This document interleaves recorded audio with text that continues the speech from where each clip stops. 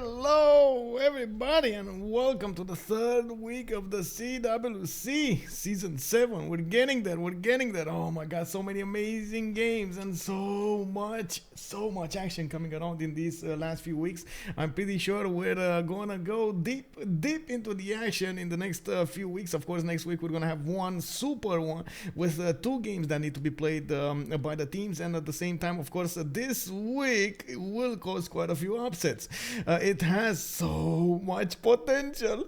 We're gonna need to see these teams go head to head against each other in the next a few days, and of course create the differentiating points over there, get the wins, get the losses, get the remaps and everything. We're gonna need to check out what the action is gonna look like, and at the same time, oh my god, today WCG going against BlackPitre. Both of them do have a big interest of actually snatching this victory tonight. Definitely BlackPitre does want to come back into this tournament. They have two losses till now. It was quite a surprise, but they did manage to acquire two losses. They definitely need a win. They also have the potential very good players coming up from the CWC community into one team. We do have tonight dISTORIA, FloppyFloNG, Mikado and 12 for the roster, while on the other side on WCG we do have Falcon, Strokezy, JackTheRipper and Fkdn. Of course, we've seen and we've covered quite a few times WCG during the qualifiers, and in the previous tournaments. We are expecting from them a good performance tonight as well. I am really sorry for the beginning. We had some delays over here. Unfortunately, the game got delayed by a little bit. One of the players did need to, get back from work, and unfortunately he got caught in traffic. Because of getting caught in traffic, quite a few problems did arrive there. Wadian Crusader Goons, that's what it means. I did also put up over here in the channel, so you can actually take a look at their team and of course their roster. You can get the civ6worldcup.com link over there. They never told us. They came back to Wheelchair Gaming, or as was the other name. So Wadian Crusader Goons, as they registered in through the CPL qualifiers sticks. Salty Capybara, good enough, ma'am, and thank you so much for joining. Tegridis also, good evening, sir. Good evening. We got the 9Demon549. Good evening, sir, and welcome to the stream. Marco Diabolo, thank you so much for sharing the stream over there. Good evening, sir. Good evening. Bonsoir, monsieur. Bienvenue. Nicor2630, hello there, sir, and welcome. Guzakimbo69, hello. I don't know which name I like better. It is what it is, bro. BlackPitre or WCG, what you gonna do, right? Good evening, sir, and welcome. Also, happy Thanksgiving to you. I understand it's a very big how to say celebration tonight, so I do hope everybody is gonna have a very happy time, and we're gonna get also really, nice and chill stream over here with a lot of action. Come on, how does that work? Chill and action at the same time, Linda, also good evening, ma'am, and welcome. I do hope you're gonna enjoy your stream tonight with us. Rafifi, bonsoir monsieur.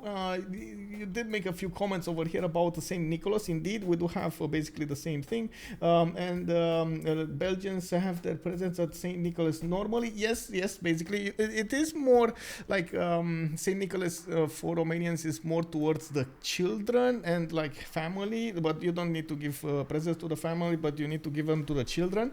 It used to be like my parents and other relatives were hiding the things, just like, for example, Americans, or we see in the movies with Americans hiding their children's presents in like socks and stuff like that. That's basically what my parents were doing. They were hiding it around the the entry hallway over there. Noob64, hello there, sir, and welcome. Good evening. I do also want to see who picked up that first promotion. Bithro, good evening, sir, and welcome. Thank you so much for picking up the first promotion. We do have a map tonight chosen, and it looks like it is going to be continents and islands. And Cleozine, big shout out, sir. Good on Abon, mine head. First one to actually write something in the channel. Hello. Let me actually scroll back down so I get in touch with the last one. And Sasu, good evening, sir. Turkey day. I can't really say in Romania we actually have that many turkeys, but definitely, man, beef day. Can I actually say that? Because I like beef more. Indo first ban, yeah, definitely on the continents and islands. It does feel like it is quite overpowered. You do get first chance to get a Pantheon. You probably will want to get God of the Sea and, of course, make it out with all of that extra production. Big question is, will my boy Zhao make it into the game? Wow. Some Zhao enjoyers here. Zhao.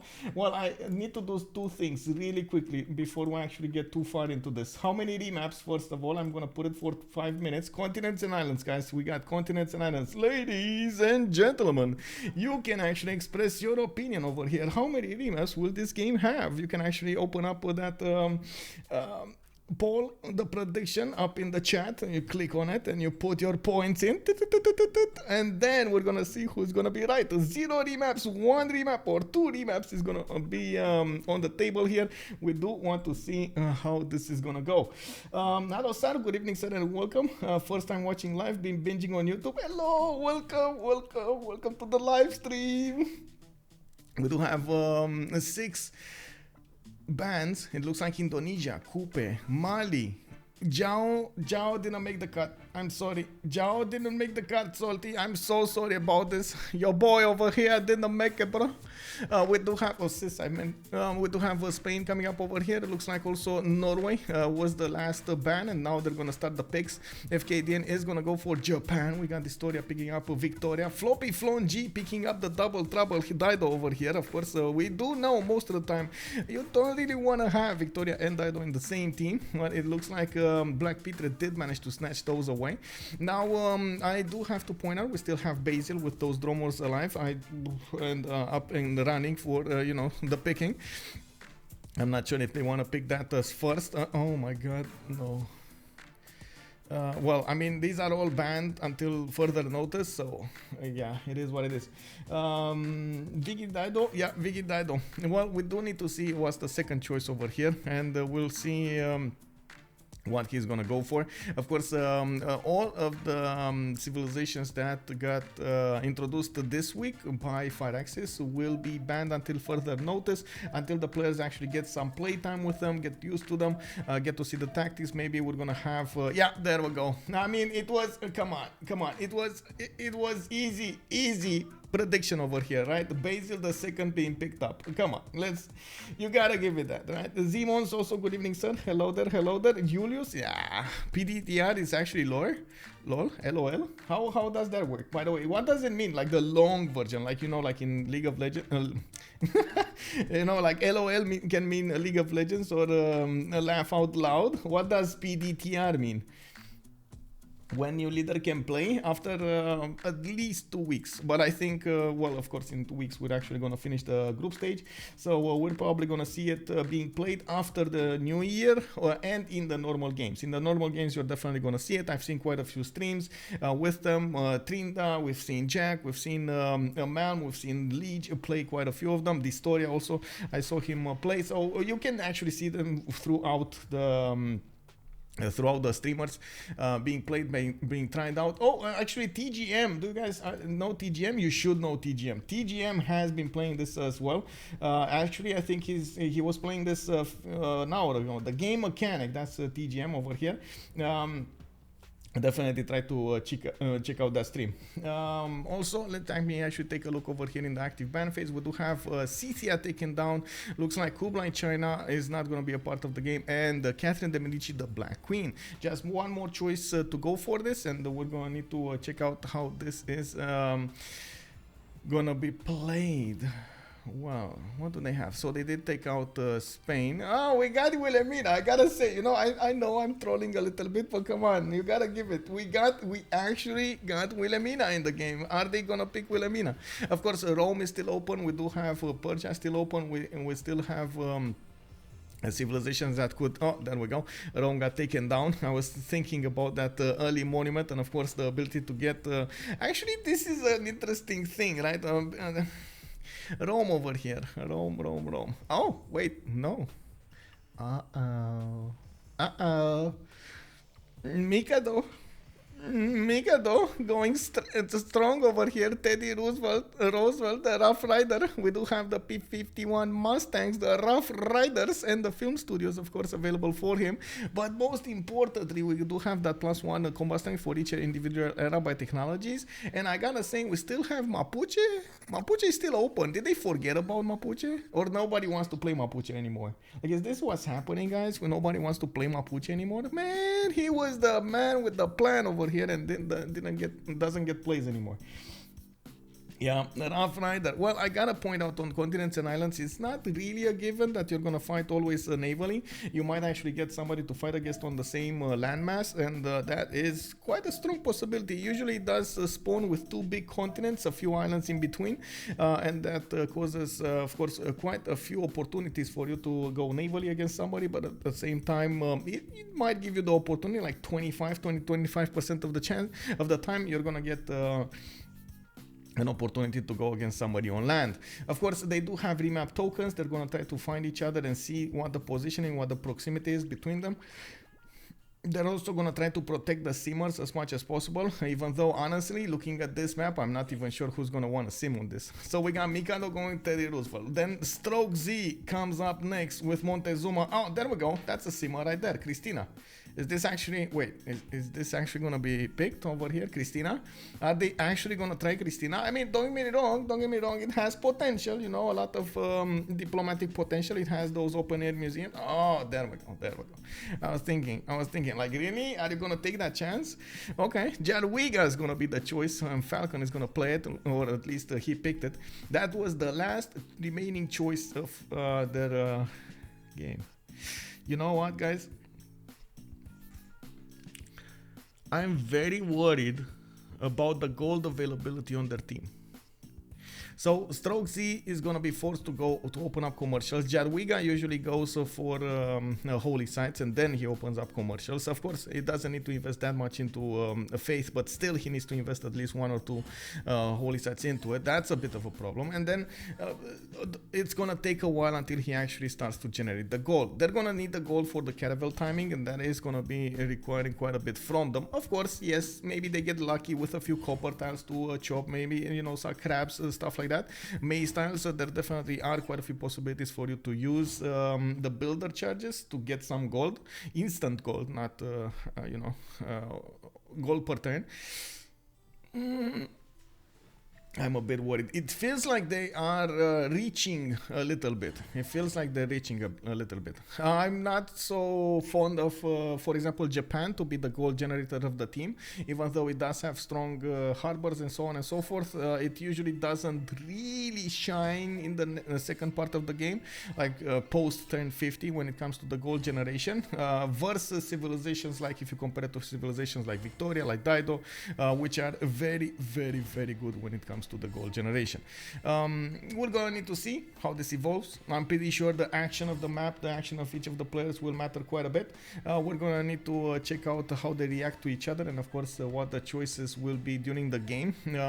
Pantheon like proximity wise, we're gonna see, of course, alliances being made, and at the same time, how those close quarters battles will be. I'm pretty sure we're gonna have a lot of galleys going against other galleys throughout the game, so that is something that we definitely are looking forward to. Poland can generate gold. Yeah, can and will, totally different aspects. Yes, I agree. Poland can definitely generate gold, but after turn 50, 60, 70, while others do go and generate the gold much, much earlier. What's this? Is Tintuk just 2 Maya and 2 Arar? No, they're just switching between themselves. So we do have Hojo we got on Fkdn, we got Mikado on Victoria, 12 is gonna go Dido, JackTheRipper on Basil II, and dISTORIA on Lady 6Sky, Strokezy on Montezuma, who is going to be Falcon on Jadwiga, and then FloppyFloNG on Rough Rider.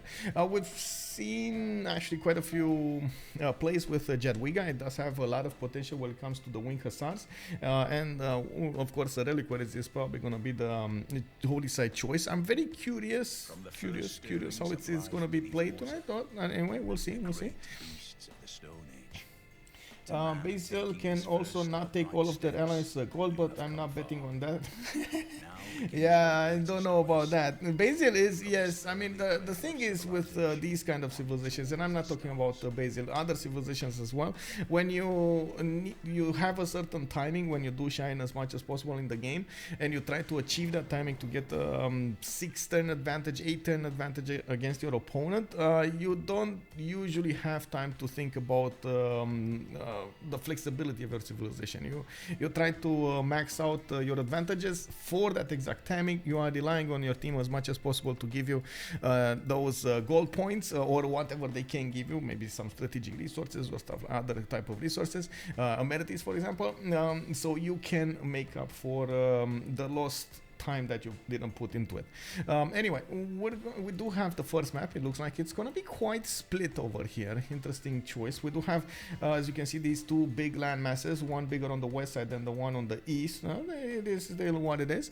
I do want to really quickly check through the little tiny islands if we have anybody with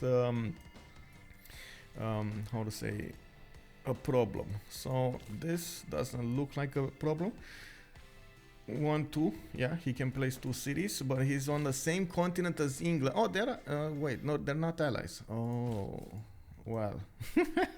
Mikado over here is gonna have to fight those Aztecians from the beginning of the game. Okay. Yeah, well, it is what it is. They both can settle there. Again, Japan has a decently sized island. Okay. I mean, we don't have anybody on a 3-tile island or something like that. That definitely needs instant remap. Let's quickly go and check each of the spawns, and we'll see how this develops. We do have, as you can see over here, American FloppyFloNG with a settler. He does have this American continent here. Oh, America on America. Can you imagine that? America on America. Played by a French guy. What can be better than this? We do have FloppyFloNG coming up with a choice to go on the right side or to the north. Also, it does look like he's gonna get quite a few other tiles to use. I would probably choose to go for the sheep tile. Unfortunately, that would also require him to spend some gold, and I'm not sure if that's gonna be his choice. Camilo says, Manek, bom dia, monsieur, senior, bom dia, senior.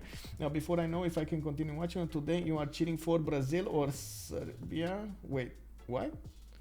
I'm pretty sure I'm cheering from Brazil. I'm pretty sure I'm cheering for Brazil. I do believe more in the Brazilian team than the Serbian team. Continents and islands, yes. Oh, right. I didn't put up the... Thank you so much for reminding me about this. Continents and islands.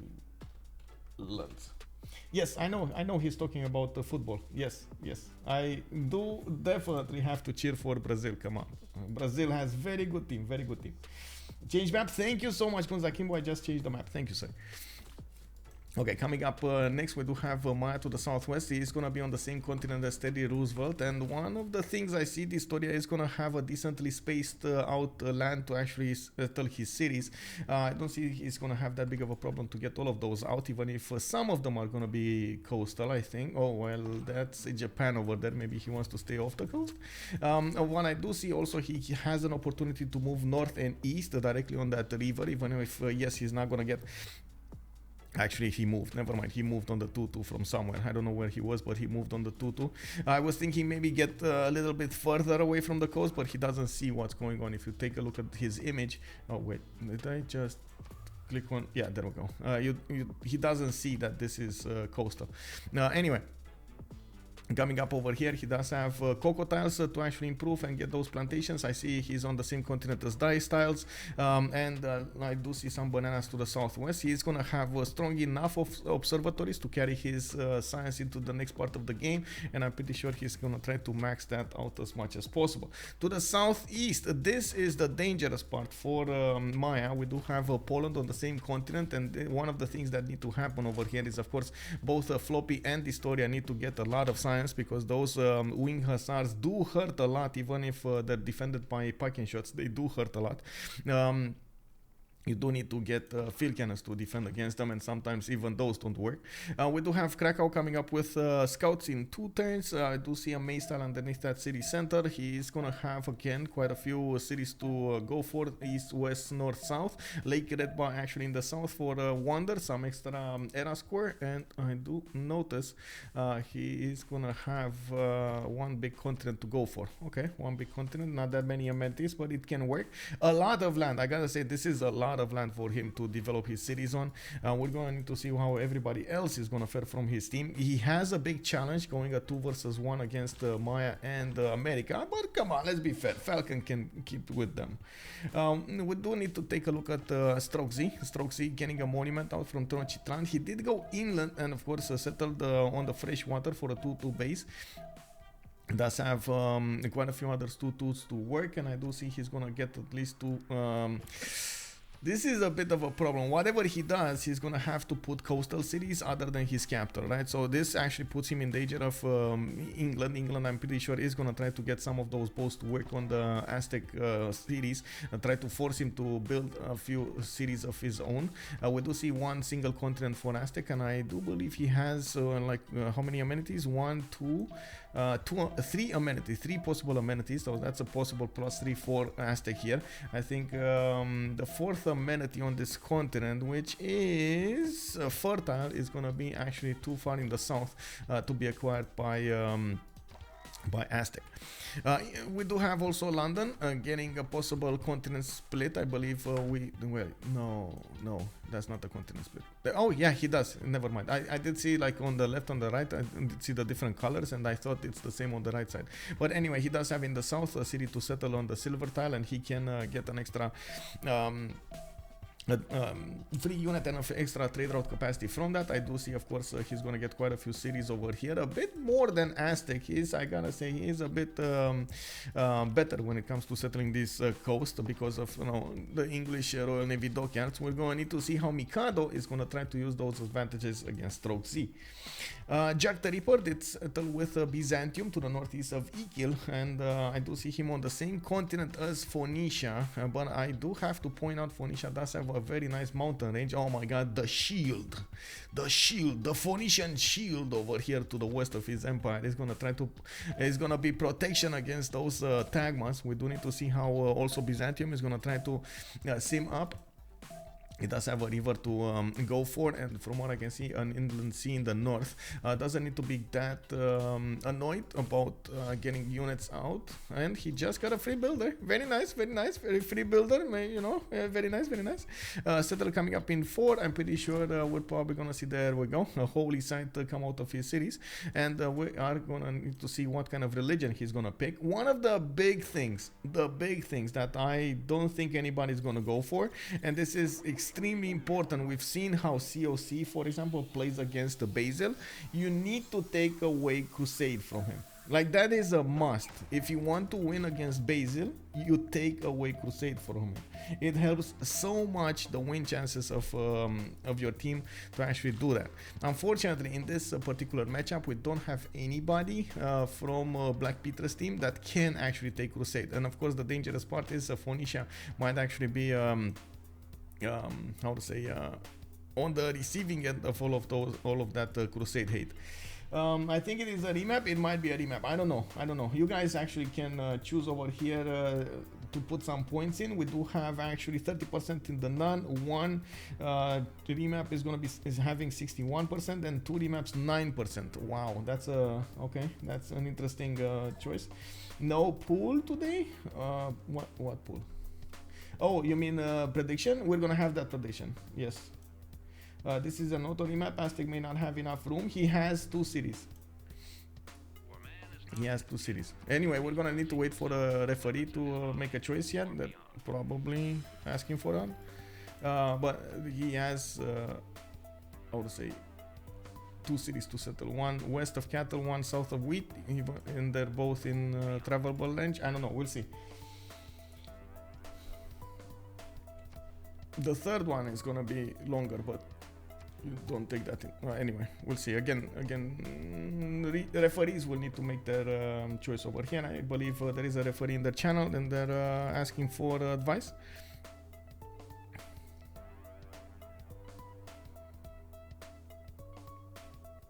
In CWC, it's always 2 other settlers, as far as I know the rules.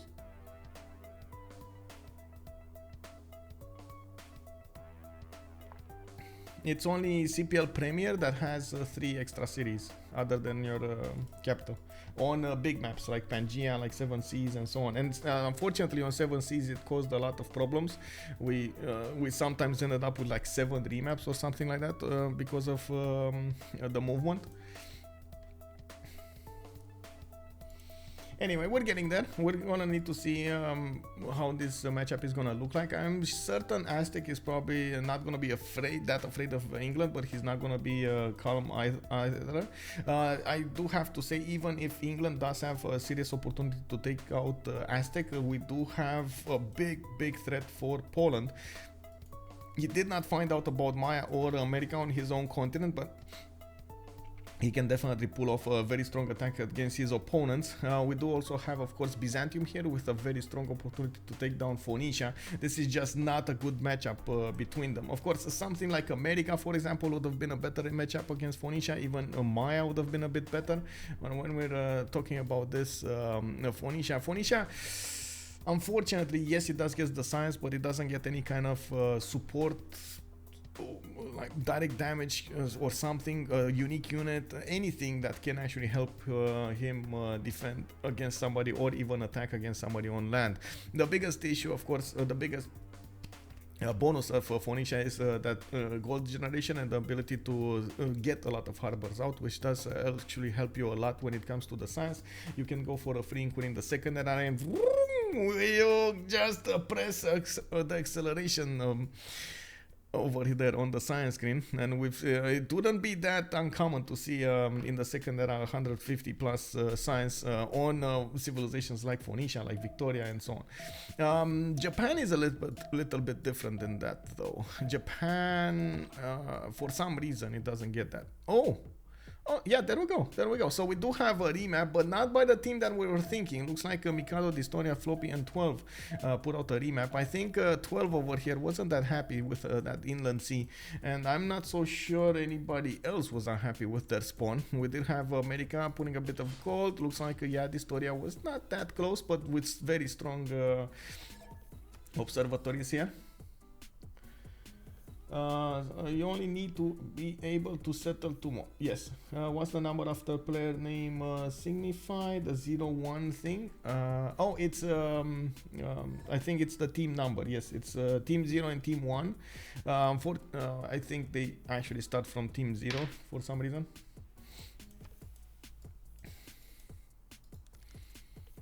Anyway, so we do have at least 1 remap over here by the rules. We're gonna need to see if they do want to get the second remap going.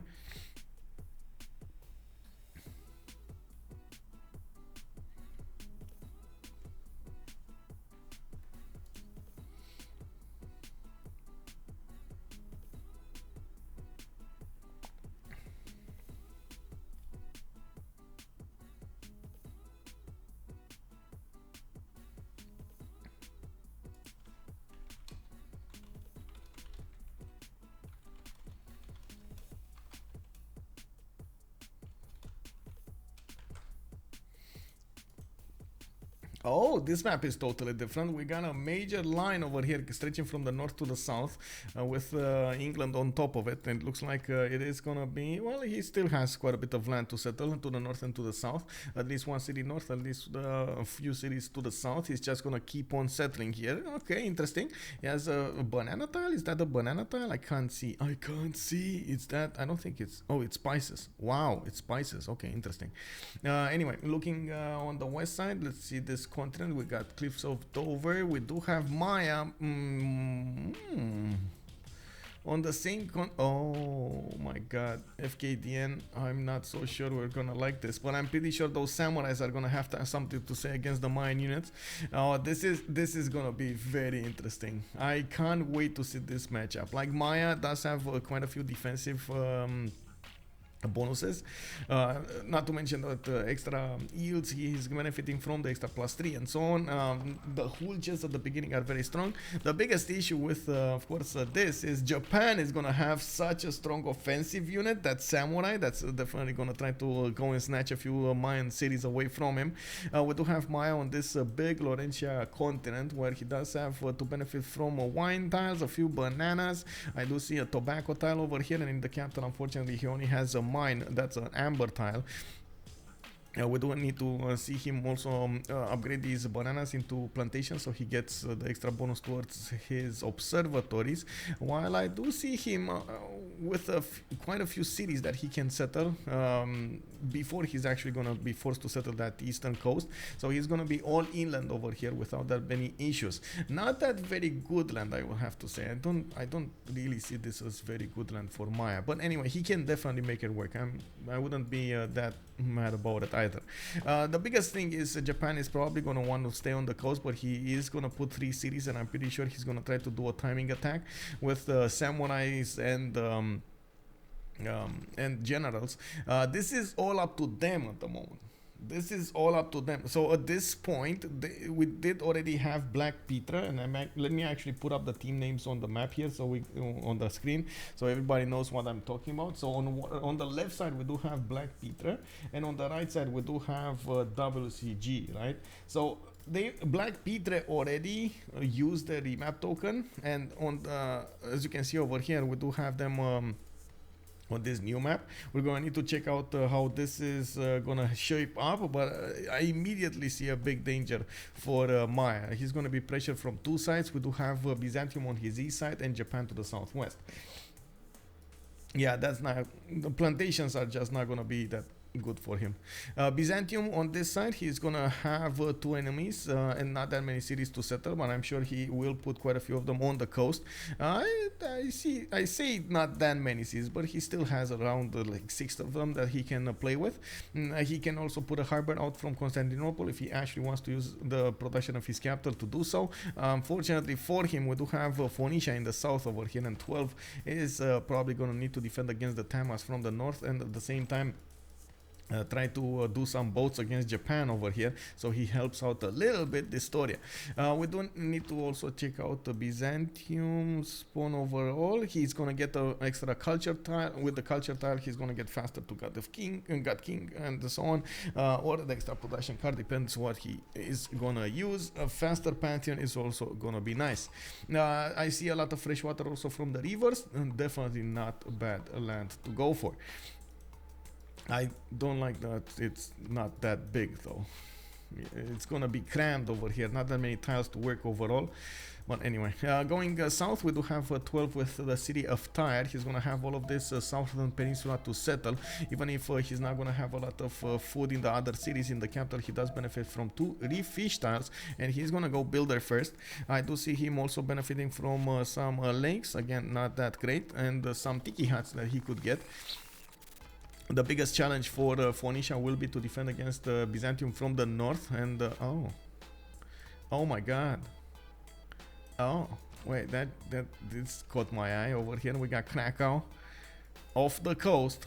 He's gonna get at least 2 cities, 1 city on Piotahi. Okay, not bad. Piotahi settled, very nice and juicy whale tiles. He can go and take he has from the west side, take a city state for him, Vatican City. But then, oh my god, okay, we'll see how this is gonna shape up. Not I would say not the best spawn of the game, but this is what happens unfortunately when you actually choose a map like Continents and Islands. It's always gonna give you some of these spawns like this on little like tiny islands or peninsula somewhere.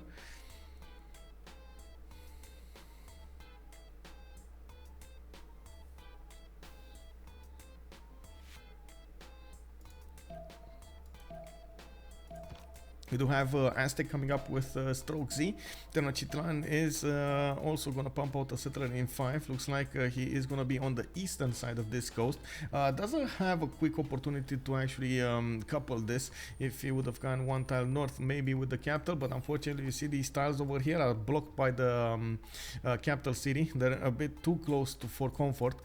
He does have a decent amount of space to go for, and he will be in a 2 versus 1 on these seas. I'm pretty sure England and America will try to do something against him. We will need to see if those Aztec bonuses are going to be a match for both Victoria's free boats and at the same time America's military power. I think American boats do get the +1 also, right? They do get the +1 also. Like, good and Aban Justice, hello there sir, how are you doing? Technical, Monkey Wazaru, I don't think so. This map has 40% land and 60% water. Well, continents and islands does usually have a lot of water overall, so yeah. Personally, I like Primordial more, but Primordial did get banned this week. If we take a look at the news post over here, I'm not sure if you guys saw it, but if you do take a look at the news post, we do have Primordial and Pangea Standard Regis being banned this week, and then unbanned will be 7 Seas and Pangea Classic Regis. Does Aztec have a continent split? If he chooses to settle on Colombia, yeah, he does. He does have a second continent here, and he can immediately settle on the honey tile, for example, if he wants to with a city and get that going. He does have also some spices a bit further away and some pigs from the truffles. Oh, actually pigs and amber. Look at that. So plus another +4 is not that far away after he discovers shipbuilding. The biggest challenge will be, of course, American boats. And from what I can see in the capital, he does have 1, 2 amenities. Whoa, wait, he only has 2 amenities? I only see 2 amenities. 3 here. Diamond tile. Amber is gonna be west side on the coast and Wales, but very far in the south. Oh, and then dice tile is gonna be, the dice are gonna be the 4th amenity here. So dice, marble, ivory, and diamonds. Yeah, not ideal, not ideal, but I would say everybody has a challenge on this map. Like I was talking about, the Maya is gonna be in quite a bit of a pickle here. He's gonna need to defend against his opponents, and he's definitely gonna need to plug this choke to the east side. This is a must. Like this, you cannot let it remain open. Byzantium with just 1 choke, if you get some tagmas in, it is just gonna cause so many problems, much bigger problems than those samurais from the west. Anyway, so like we've seen a few turns ago, we did have BlackPitre using the remap token. Now we're gonna need to see how WCG is gonna choose to go for, if they want a remap or not. When we do see them starting to vote, only Floppy does need to get the no in, and of course they can't vote yes because they don't have any more remap tokens on their side. We just need Floppy. Floppy, Floppy, Floppy, Floppy, Floppy, Floppy, Floppy, Floppy. Okay, come on, let's go. Hello, Kang, good evening, sir. Oh, we got a remap. We got a new remap, new map. This actually gives me the chance of talking more to my chat. Let's actually see chat. Simonish, could you please post the schedule? Please found this game accident. Simonish, the schedule is on the CWC website. I post every game with their streamers on the CWC website. It's the easiest way and a much more how to say good, much easier way and good way to present the tournament.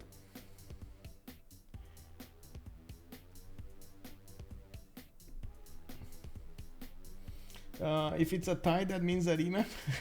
From the first stirrings of life beneath water to the great beasts of the...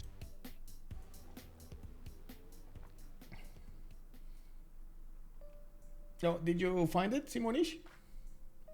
Also, let me see. Lukang, I did answer your question. Guzan Kimbo really wanted this remap. Yeah, and Sasu, I don't know if I said good evening, sir, but good evening, sir. So if it's a tie, that means a remap. Wait, no, it doesn't mean it, but it wasn't a tie. So I don't know what do you mean if it was a tie. Yeah, if either votes for a map, yes. Didn't you update the schedule today? It was updated yesterday. Yesterday we did get the schedule from the teams. So what happens, it's as easier as I can say it. What happens is we need to wait for the teams to schedule. And even though we do open up the channels like, I mean, those are messages on Discord, but the schedule on the website has been there from yesterday, except the games that we didn't know about. So we waited to see all of the games and then we updated.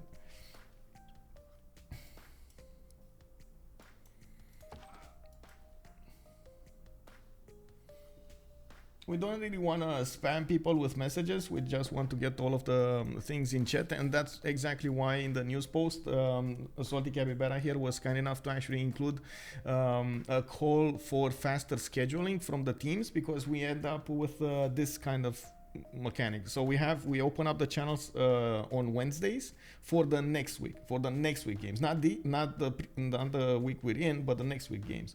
And the teams wait until the last second, which is actually Tuesday evening, to give us exactly when they want to schedule. If they would give us the scheduling times, for example, Monday, it would be much easier for us to handle all of the graphical stuff and the website and the announcements and so on, so we can get the information out there. So basically what happens is after the schedules are done, we start to scramble and get as fast as possible the details out there. Unfortunately, sometimes I actually make a few mistakes. I'm so sorry about that. For example, little like time mistakes or name mistakes. It is what it is. I need to double check somebody needs to double check my work sometimes. Copyright. I need a copywriter. You know what a copywriter does? It just scans through the content and sees if there's anything missing or wrong. I need a copywriter. But anyway. Let me actually, first of all, finish this prediction. We do have 2 remaps, so somebody's gonna be rich in points. With much pleasure, by the way, Simonishi. Any kind of questions, please feel free to ask us. I'm gonna do my best to explain each and every one of them, and if I can help, I'm definitely gonna try to help.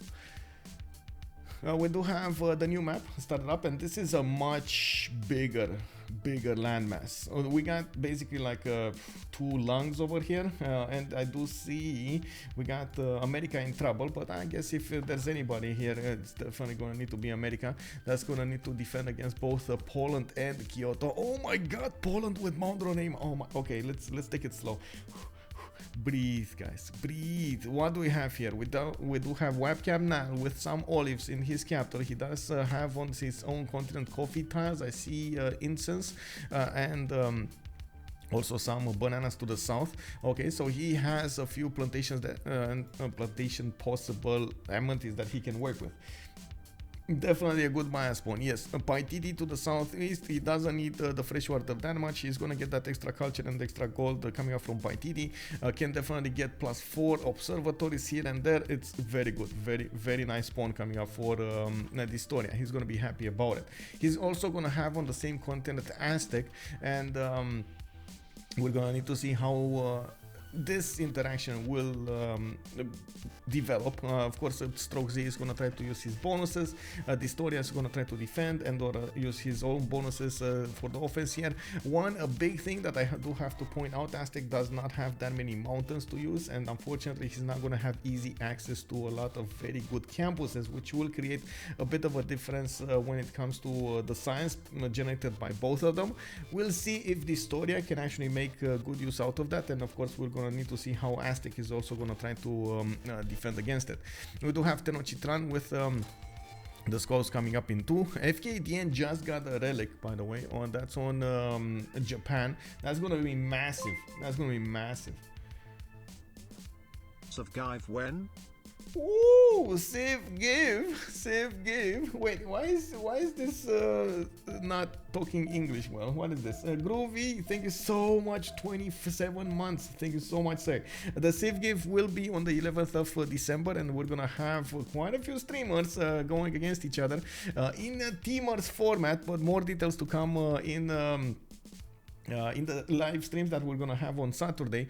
We're gonna get together and of course get those drafts going for the civilizations, for the leaders, for the map, and you guys are gonna get to see it live develop over there. We got quite a few surprises, quite a few new streamers that did join us, and I do hope everything is gonna go well.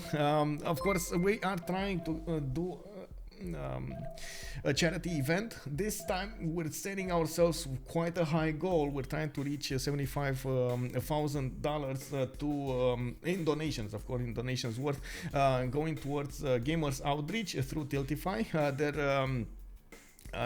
They are a charity organization that do give as much as possible equipment, gaming consoles. They make special gaming consoles for sick kids in the hospital. So it's amazing, by the way. It's an amazing thing.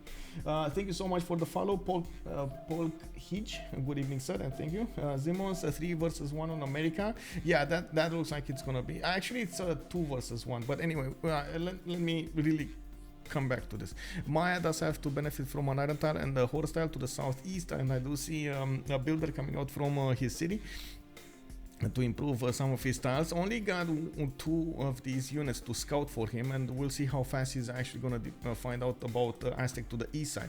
Aztec on his side, he does also benefit from 2 strategic resources. The iron are gonna be next to his capital. Horse is also gonna be next to his capital. He's going for the opening of 2 scouts, and we will need to see how he's gonna try to get these cities out. I'm pretty sure he's gonna try to stay inland on these rivers to the west, to the north, over here, and probably will settle at least 1 city coastal. For example, this one over here would be massively important, so he can get a Reina in. You can see there's a direct line between it and Japan. They can trade cap to cap, which is going to give them a lot of economy. This is going to be the economic zone of the major economic zone of WCG. Next up, we do have Japan with a relic from the beginning. He did manage to get the city Patreon goddess as a pantheon. Interesting. I guess he wants his his 50% of harbors. That makes sense. He has like 50% of every other district, so might as well get it into the harbors as well. Half cost actually in every other. We do have a builder coming out from his capital. He's getting a settler up in 5. It looks like he did not meet yet America being to his northeast. We do have Fkdn with a decent amount of coast that he can go for, and of course settle a lot of cities here. He does have an ally to the southeast, that's going to be Poland, and in the capital I do notice he has a horse tile to the west side, that's 2 tiles away. His iron is going to be a bit further off, and that's going to be 3 tiles, but definitely can be acquired with a little bit of gold. He does have at least 1 coastal, 1 inland city that he can put directly in the face of America, exactly where the scout was, next to that 231 ivory tile, and of course he can benefit from the bananas and so on. That's going to be a strong city. We do need to see how America is going to react to this. A bit of challenge for him to get all of extremely good campuses, but I believe especially if he chops this banana, he's gonna have good ones.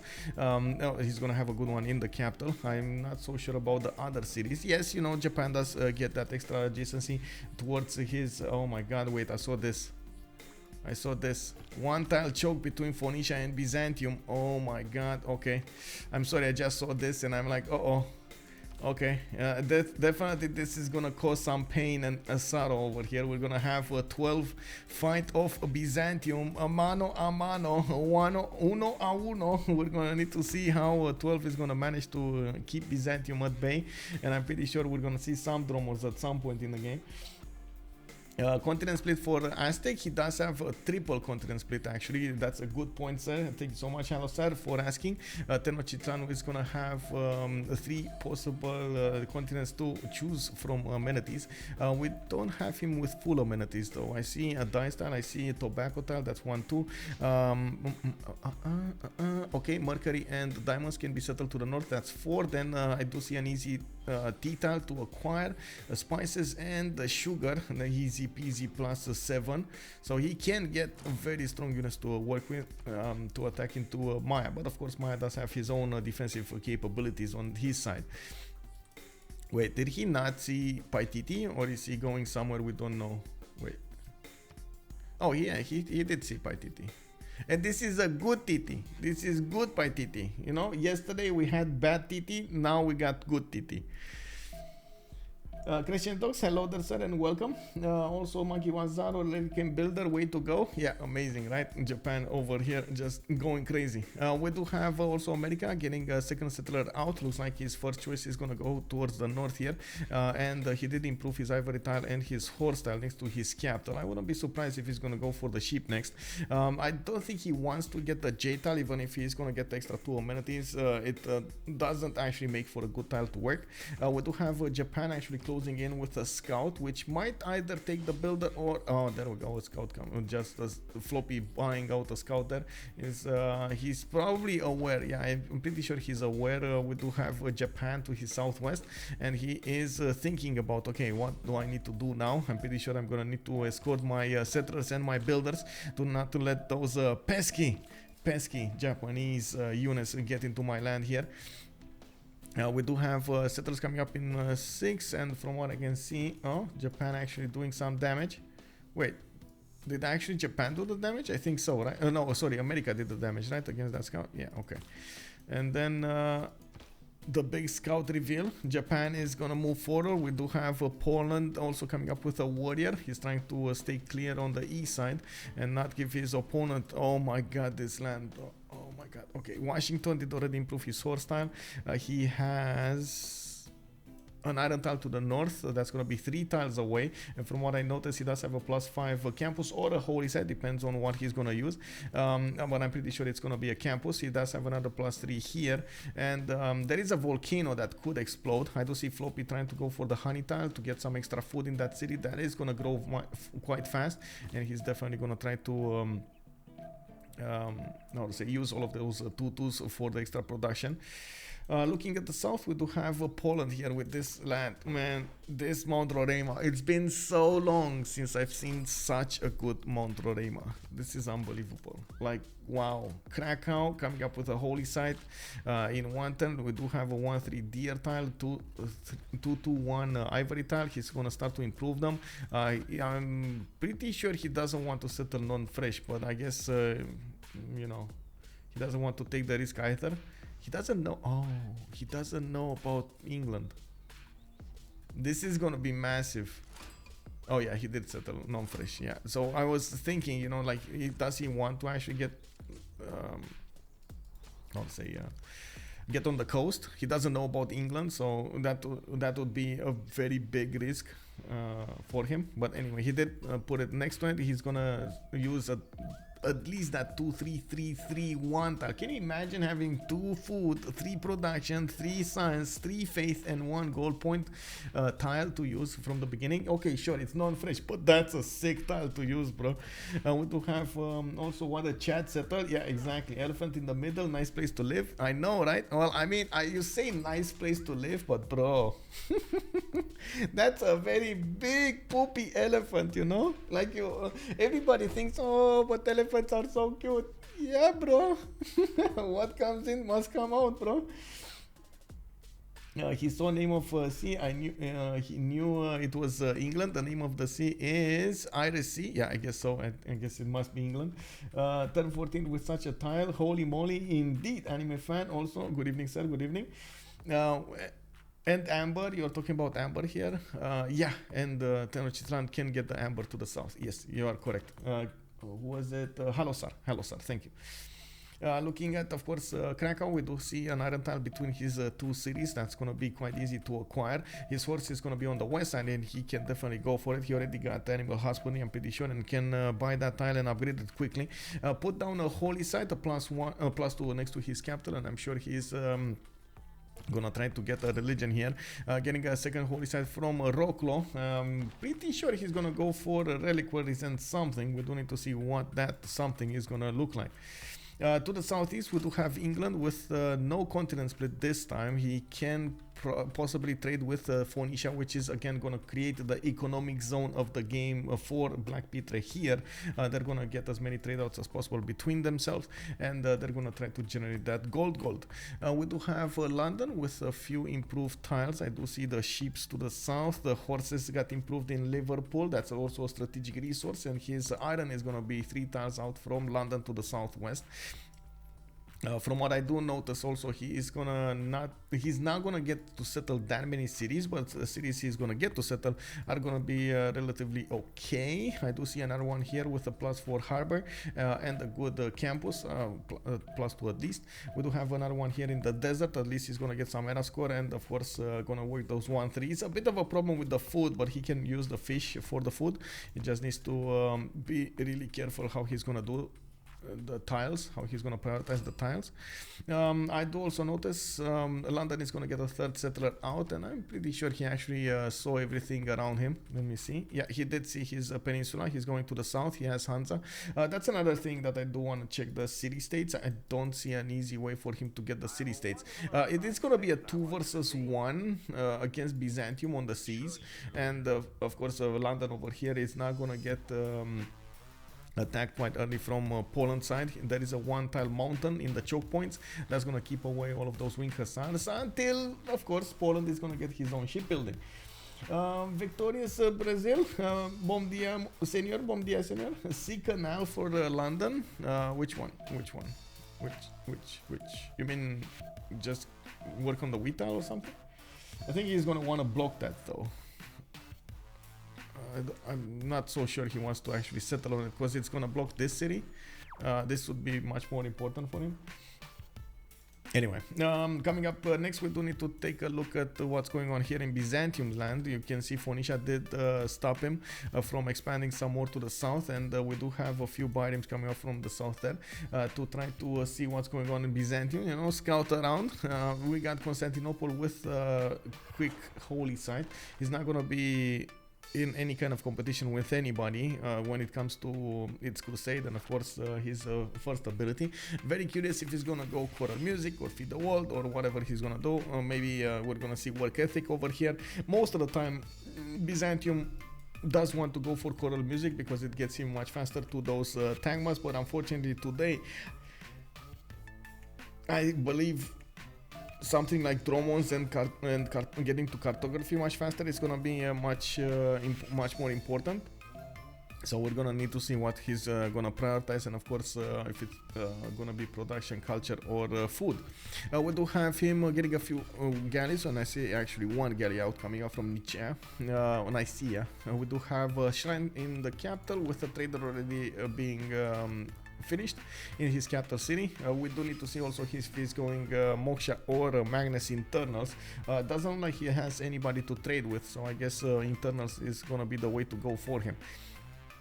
We do have him with 2 other cities than his capital, an iron tile in the city center of Constantinople, and I don't see any horses anywhere. Do you guys see horses?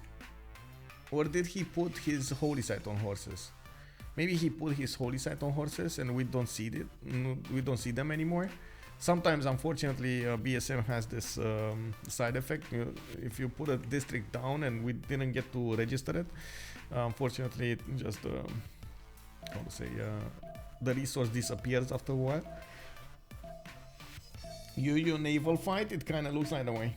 I would definitely favor the Dromons over the Biomes, and of course we do need to see how Phoenicia is gonna do here in the south. One important thing is Phoenicia does have a few more cities to work with. He can put at least 2 more cities to the north of Tyre and 2 other cities on the right side, while of course he's gonna get to fight his opponent on both sides. We do need to see how many boats Phoenicia is gonna get, and if he's gonna get some early support help from England.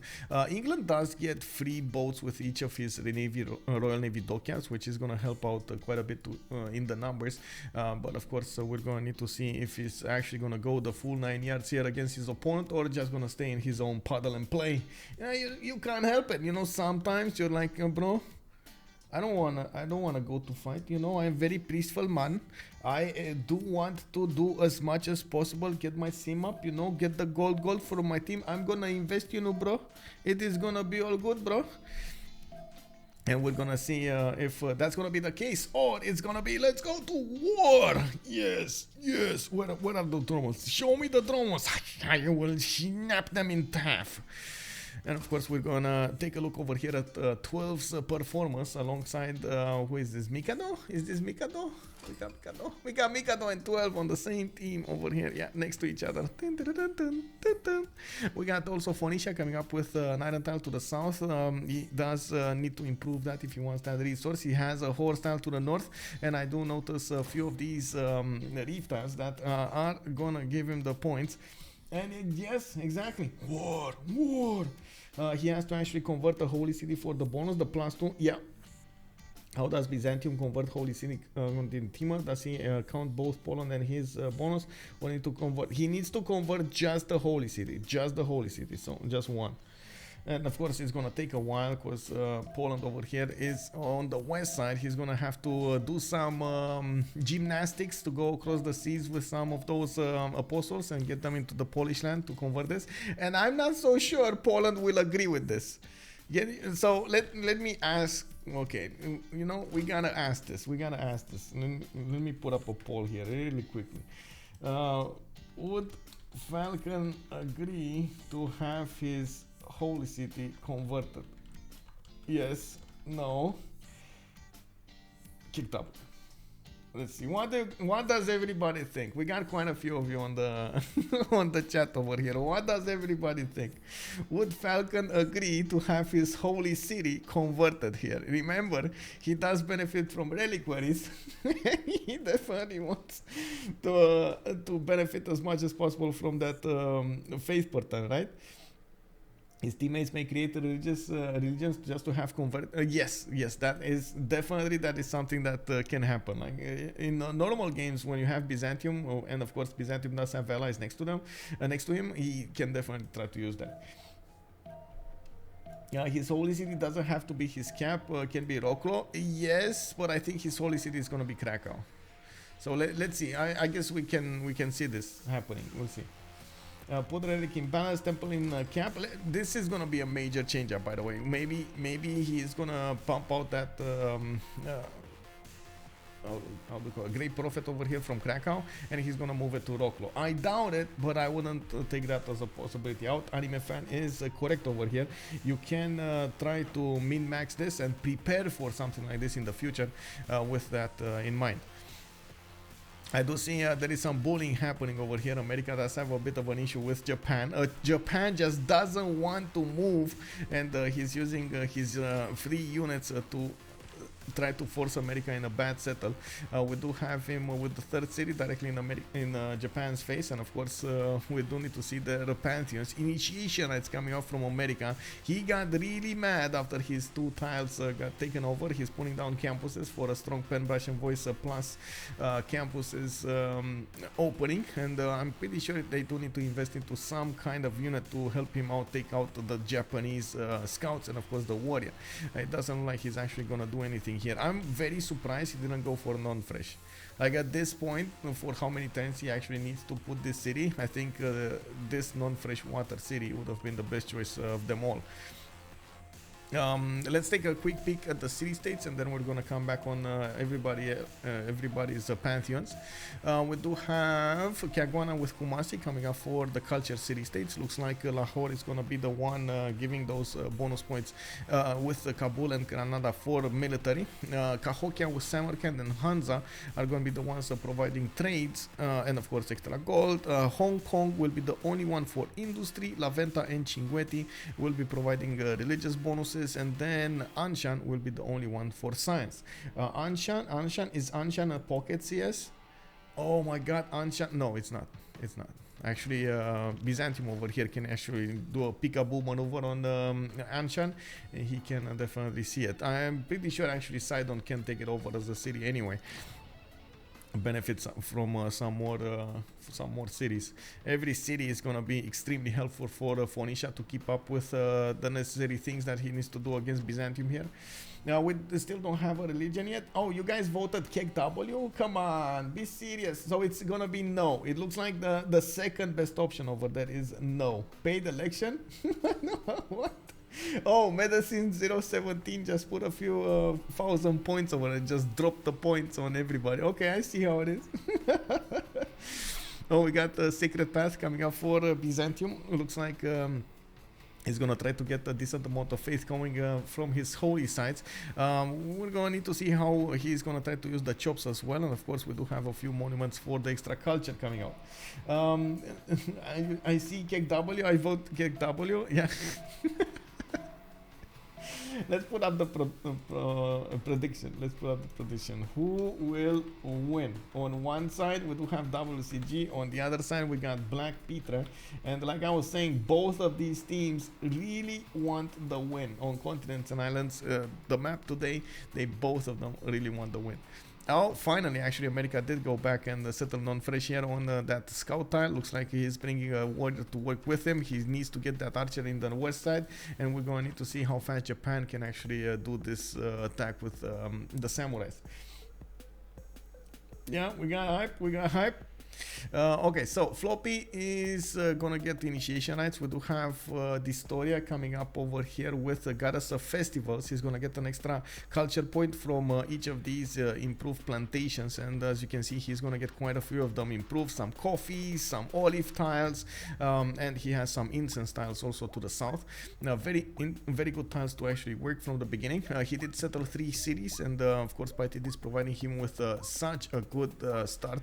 14 culture and 12 science. He did finish 2 observatories, and he's starting to get the +2 from them, improving those coffee tiles between them. And of course the olive tile. I'm actually curious where is he going to put his government plaza. He can just use it over here on the 2-1 and of course increase the adjacency towards his observatories. We also have Dido coming up with, let me see what kind of pantheon did he get. God of War and Plunder. He's going to start, he's going to generate a lot more of, well, a lot more admirals overall, but 1 extra admiral point per Carthon, per harbor. We will also need to see how he's gonna fare against Byzantium over here from his north. Definitely there are quite a few problems here between him and Byzantium. Mikado did go for God of the Sea as a pantheon. He's gonna get an extra production point on each of his coastal resources improved, and we do see he has some crabs, he has some fish tiles, he has some amber to improve, and I'm pretty sure he's gonna try to get them as soon as possible. He did settle Newcastle upon Tyne to the west of London, getting a 4th settler out, and the biggest question that we need to answer is, can they get their golden ages? And of course we need to see. Okay, Celestial Navigation next turn. I'm pretty sure he's gonna get a Royal Navy dockyard over here in one of his cities. Going for Magnus, I'm actually quite surprised he didn't finish off that settler. He did have it in 2. Not sure where he is moving. Oh, did he just return his... Did he just delete the settler that was building to get a Royal Navy dockyard in 1 turn? Did he just do that? Wow, okay. Well, I mean, bro, next turn. You need to do that next turn. Anyway, Falcon coming up over here in Rocklo. He did get Earth Goddess, and of course you do see the extra faith coming up on all of his, some of his stars that do have a charming and breathtaking appeal. Quite a few of them are not gonna have that appeal when he's gonna start improving all of the mines, and at the same time chop all of these forests. The forests do give you an extra appeal point. Rainforests do not give you extra appeal. Actually, they take away the appeal. He's getting a granary in Rocklo, and I do see him needing to improve some of these tiles, especially the bananas. Yeah, there we go. We got our answer. Anime fan, what do you think of this? I'd be down for some co-casting. Sure. Let me see what I can do over here. Oh, it's all good.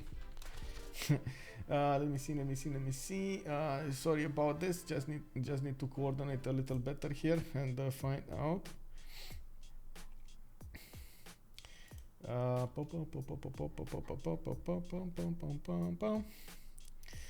Hello there. I'm sorry it took a while to actually find the channel. How are you doing tonight? I'm actually just right now see you reacting to it. Oh, really? Okay. So, yeah, it happens. It happens. I was just seeing this Poland choice.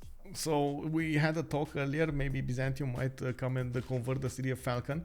And Anime Fan did make over there a suggestion that Falcon, if he doesn't want his capital being converted, he can just use Roklo as his holy city to not lose the reliquaries and so on in his city. Not lose the reliquaries. Like, I mean, honestly, in the long term, it doesn't even matter because as soon as you hit the temples, you can just swap them about. You just move them, right? You just move. It's one per city anyway, but yeah, you have two, man. So it is one.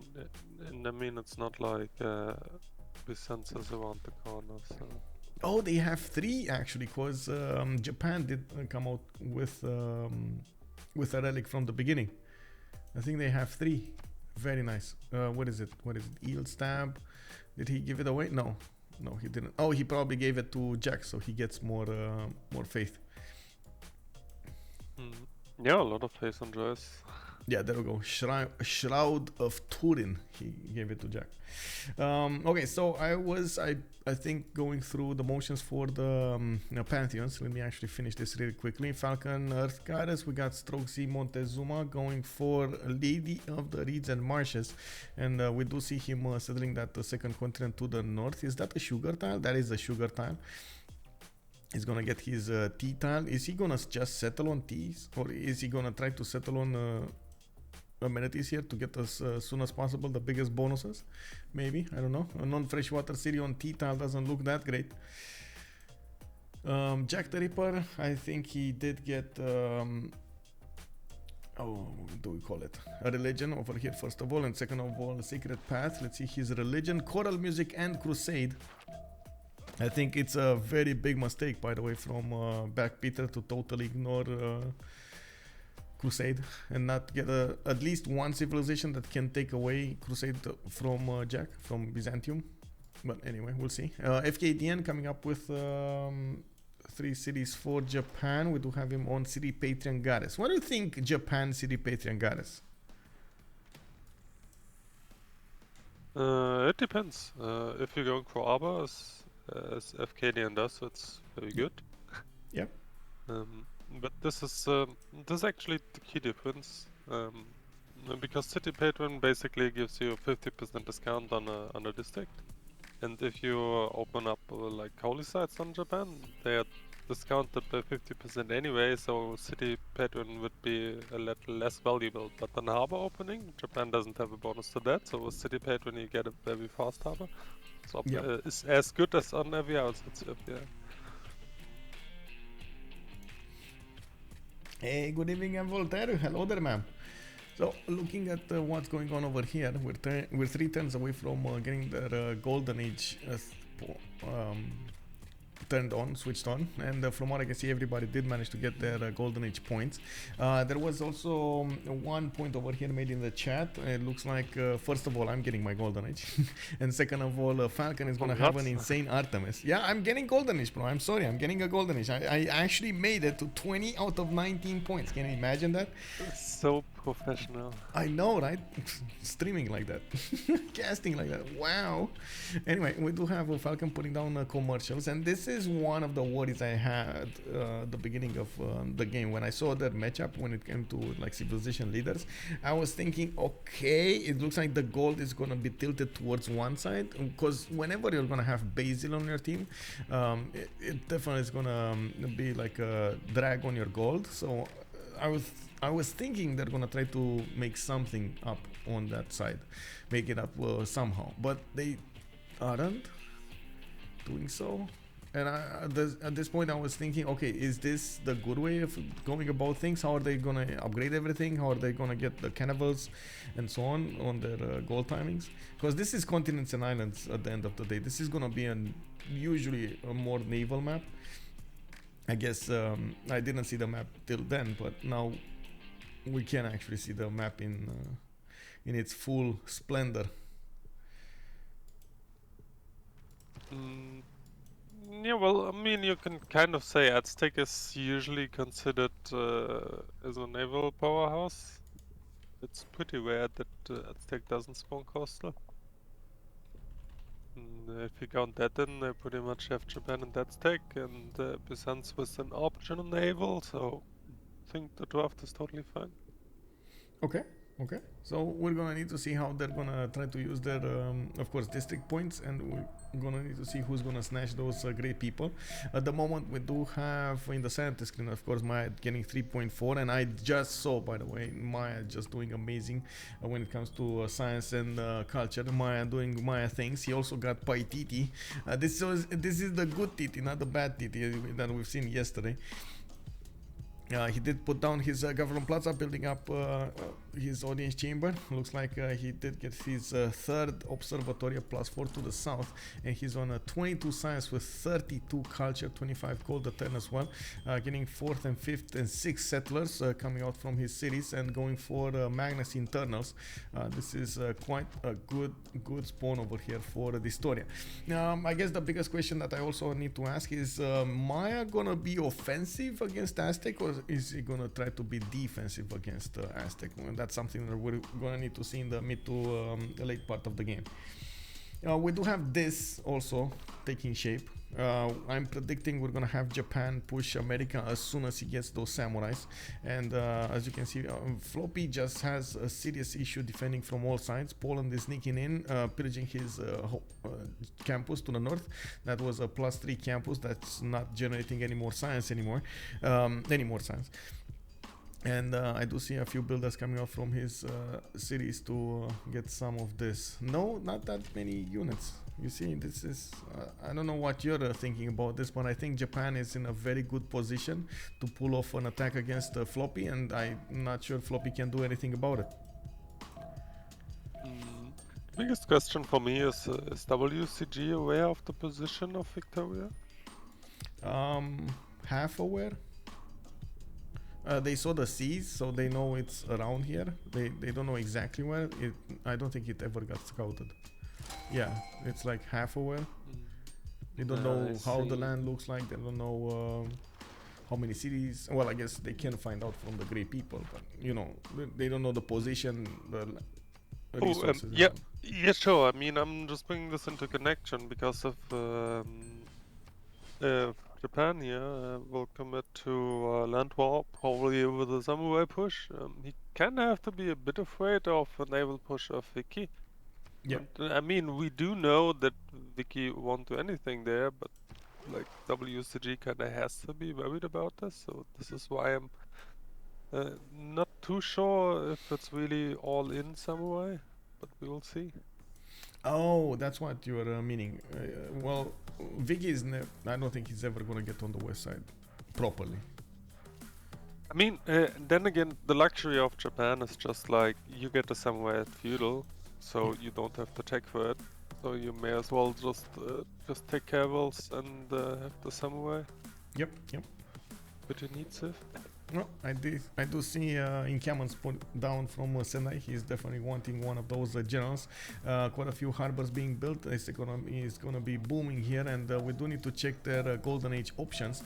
Each of them did manage to get the golden age here, and pretty sure they actually got the options settled. Let's see, Floppy, Penbrush and Voice golden age on America. He's gonna be 3 cities going into campuses and getting some bonus culture as well from those districts. I do see he just got that campus back online and is pushing back the Polish scout. A bit of a problem with all of his cities, and I don't think he can even afford to get more cities with Japan so close to him. He did get his Government Plaza down and going Magnus internal soon. dISTORIA, Penbash and Voice Golden Age already popped into 40 signs, still on 3 cities, gonna get a lot more, and it looks like on the coast, on his west coast, we do have Phoenicia just trying to do as much damage against these Byzantium galleys as he possibly can. Look at that. Phoenicia, west side, east side, he's everywhere. He's trying to do as much damage. We got 12 with free inquiry golden age. He's on 15 science and 17 culture, and we do see him with only 3 cities. Definitely would love to see a few more cities from him. He does have more space than Byzantium, and that's one thing that Byzantium does want to take away from his opponent. The fact that Byzantium is going to put a city here, it's going to take away all of these spots and going to allow Phoenicia to just get a city over here. Sorry to interrupt. Just curious. Is it warlords on Jack? Is it what? Warlords. What is he building? Lords. Yes, he's going for warlords. Yes. Okay. Yes. This is going to be so dangerous, by the way. Yeah, as soon as the Dromons pop, Phoenicia will be in trouble. Yeah, I think so. He needs so many boats to come out of his cities to defend against this. Okay, Mikado also, I do see him on Penbrush and Voice. He's getting his audience chamber. I do see builders coming up from Liverpool. Zuyo 423, thank you so much for the follow, sir. We do have him with a 4th settler also coming out of London, and he did of course get those Royal Navy dockyards online, getting 3 boats, so starting to scout his coast and what kind of damage he can do against his opponent here. Dromos are 37 strength, and you can see they do so much damage against even the biremes. I think of course Phoenicia can still overwhelm them if they're on the open seas, but this is just going to be such a pain to actually take cities. These Dromos are going to shoot from the safety of the city and take out the biremes. We do also have Falcon coming up with a Monumentality Golden Age on 44 faith a turn. He is on still on 3 cities. He's getting Temple of Artemis. That's going to be 3 turns for Temple of Artemis, and we do have this Temple of Artemis a possible, let's see, 1 and a 2 and a 3 and a 4 and a 5 and a 6. Wow, and he just chopped it in 1 turn. There we go. Easy peasy chop. We got the audience chamber in 5. Magnus established in the city of Krakow, going for Sukenice from Bydgoszcz and Roklo. That was one of the questions that I had earlier. What is he going to go for the second district? And it looks like Poland is definitely going to try to go for more economy over here. He knows he's gonna need to give as much gold as possible to Jack and his allies so they can get those upgrades going. Strokezy, 12 science, 17 culture on Aztec, 5 cities at the moment, getting a decent amount of strength against his wait, what? Only +2? What did he not do? Oh, he never improved the die style. He never got that city over here. This was, I think, the most important city that he could have had, by the way. Because it was a direct connection to Japan and they would have made so much gold. Okay, so he didn't improve the diamonds and he never actually got the Mercury settle. Okay, interesting. Strokezy over here with his 5 cities, he's gonna start to grow also in his economy quite quickly. Never put an encampment down, well, doesn't have an encampment down yet. That means, yes. Go. I mean, you say never, but it's turn 34 and that's 5 city Aztec. That's pretty good. So yeah, he never got it. I mean, he's not okay. Let me rephrase that. He's not generating general points. Everything is going to be later when it comes to extra damage on his units, and we know what Maya's doing over here to the west side, right? At the moment, he's getting so many stats. So I'm not sure if later for Aztec is a good way to go about things, but I guess we're gonna need to see. Definitely they're pushing as much as possible the economy, and this is gonna be opening up a weak window for Maya to take benefits from. We just need to see if dISTORIA is gonna see the weakness in his opponent's empire sim. We got Jack with Oligarchy on Monumentality Golden Age. He is benefiting from that faith per turn and getting harbor shipping projects for a bit of extra gold, getting Dromons out. 1 economy, only 1 gold, 18 science and 15 culture. And this is going to be a problem, but at the same time he's pushing back his opponent here quite strong. And this is the moment that both England and Phoenicia need to get boats out. They're not doing so. They're doing everything else other than boats out. Fkdn on Penbrush and Voice, 9 science and 26 culture. He's gonna get very quickly to those samurais, and that's exactly why he's trying to get the encampment training projects very quickly, and at the same time getting some audience chamber in his lands and doing the economy for those upgrades. He will need quite a bit of iron and at the same time gold to upgrade all of those. 42 production for him. I do see dISTORIA also on 56 production, and the Strokezy does have 58. And the fact that he does have so many cities does help him out quite a bit. Okay, so we know everybody's golden age options. We know their early moves. We know their positioning. Let's see what is gonna happen here. Is Jack gonna outsmart Phoenicia 12? It looks like he's pressuring him so fast with Tromos and galleys. Oh, finally, Byzantium's in production. Okay. What now? It's very hard to say because it's actually very evenly matched up if you look across the map. Okay. Yeah, So I agree. I agree. you have one guy each, which is in danger, which is obviously Teddy and Jack. Yep. And then you have the guy who probably zims up for cleanup, which is Vicky and Falcon, respectively. Yep. And then you have Maya and Aztec, which have the option to zim aside, but can also eval into each other. Yeah. And then you have the guy which is Daido in Japan, who needs to strike right away. Yeah. Which is kind of beautiful, to be honest. It's a really like positionally, it's such a balanced game. So I think we're gonna see a lot of action and a lot of cool plays here. I can't wait to actually see how each of these choke points develops, or I should say the matchups between them. I'm pretty sure Maya over here, as you can see, he's I love, by the way, how he's doing this. He's trying to make this semicircle of vision, so he can push his settler a bit further to the north over here.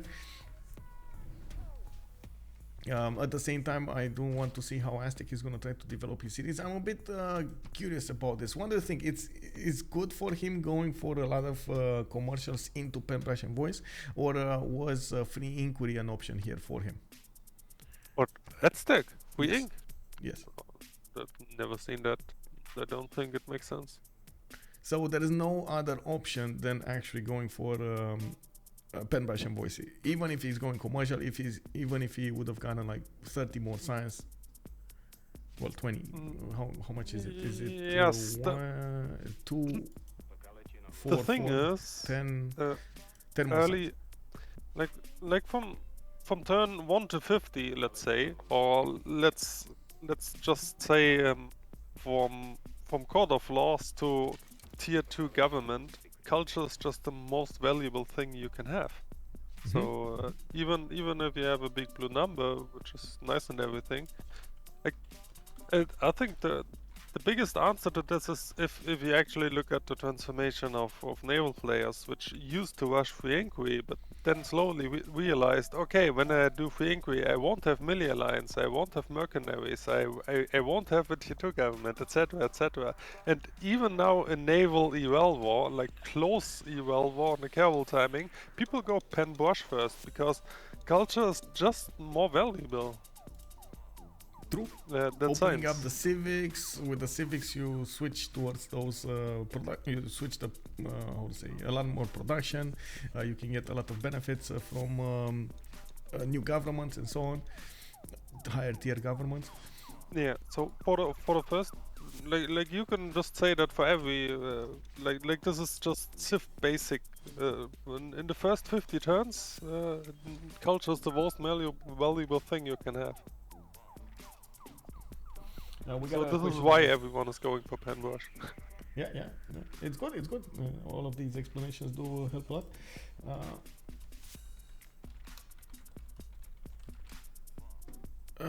We had a noob actually ask us about England's possibilities to settle a canal here, but it doesn't look like he will get to settle a canal. He does have a hull on the west side, and he can try to get a fleet out against Japan, but I think the big danger is actually Byzantium, not Japan. And as you can see over here, we do have Phoenicia starting to get a few admirals. He does have, let's see, Japan on 4. We got Byzantium doing some projects. England, oh, they're actually starting to open up those Renaissance bonus admirals. Okay, we got Hanno on Byzantium, Artemisia on England, and Themistocles is going to be on Phoenicia, extra quadrim one. Doesn't actually make that. Who is the fleet guy? There's no fleet guy. I don't think. What that was? Oh yeah, it is on Phoenicia. Okay. Yeah. So he has those. I'm very concerned about the lack of cities on Phoenicia, and you do see he's getting converted by his opponent. Even this slinger is gonna have so much strength to attack. There we go. He just one-shot the other slinger, half HP, but still. That's a 29 attack strength slinger. Can you imagine 29 attack strength slinger, level 2? That is so big, bro. Let's go. And I guess this goes to the big question: are we gonna see? This is from at Noob 634. Oh, hello, TV Tuna 42. Thank you so much for the bit, sir. And this is from Noob 64. Yeah, welcome. Thank you so much, sir. Okay, but has one city. Yeah, he has one city. He can pull up that. I guess the big question would be, can Phoenicia get to caravels here before Byzantium? Can Byzantium push through Phoenicia's lines before Phoenicia gets the caravels? And if they keep rallying each other, is England going to have an advantage on the west side to get to caravels as fast as possible? Faster than both of those? I'm not so sure. I think England should definitely help Phoenicia out with a few boats in the water. Byzantium is chopping as many as possible, and we do know how Jack likes to play with as many units as he possibly can when he decides to attack, and that's exactly what's going on. He's ripping apart all of those forests and rainforest to put as many boats in the water as possible.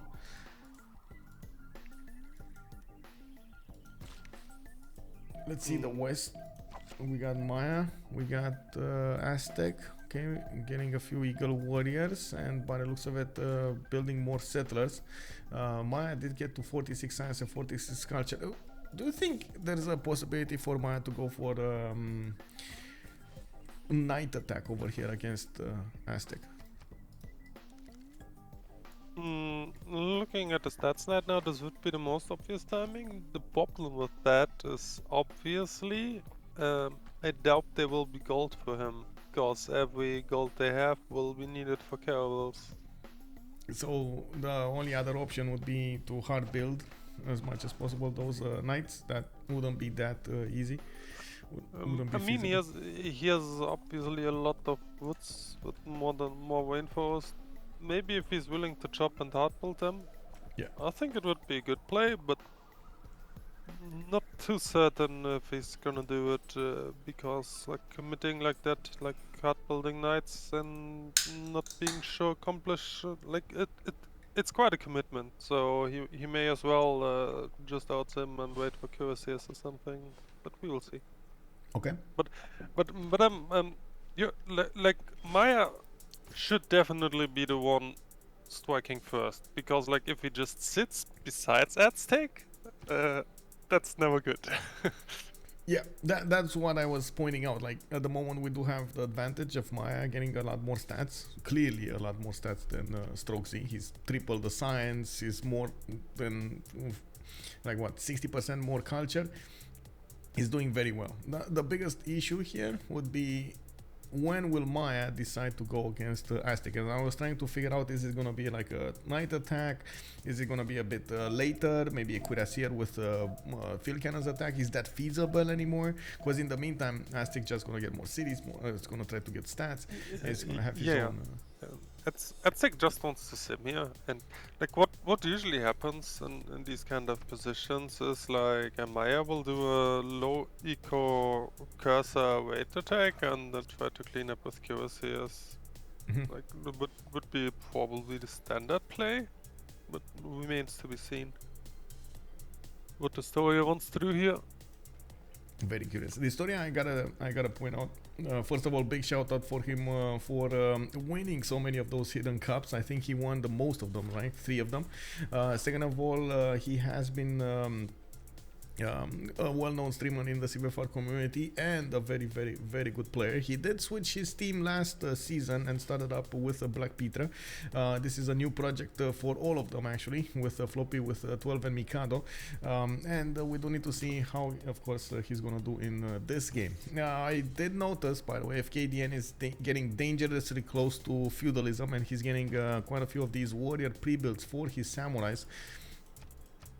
They will need to give him quite a bit of gold to upgrade everything. And of course, Falcon over here is on the duty. He's on 49 gold a turn. We got Strokezy on 35, and Fkdn is on 29 of his own.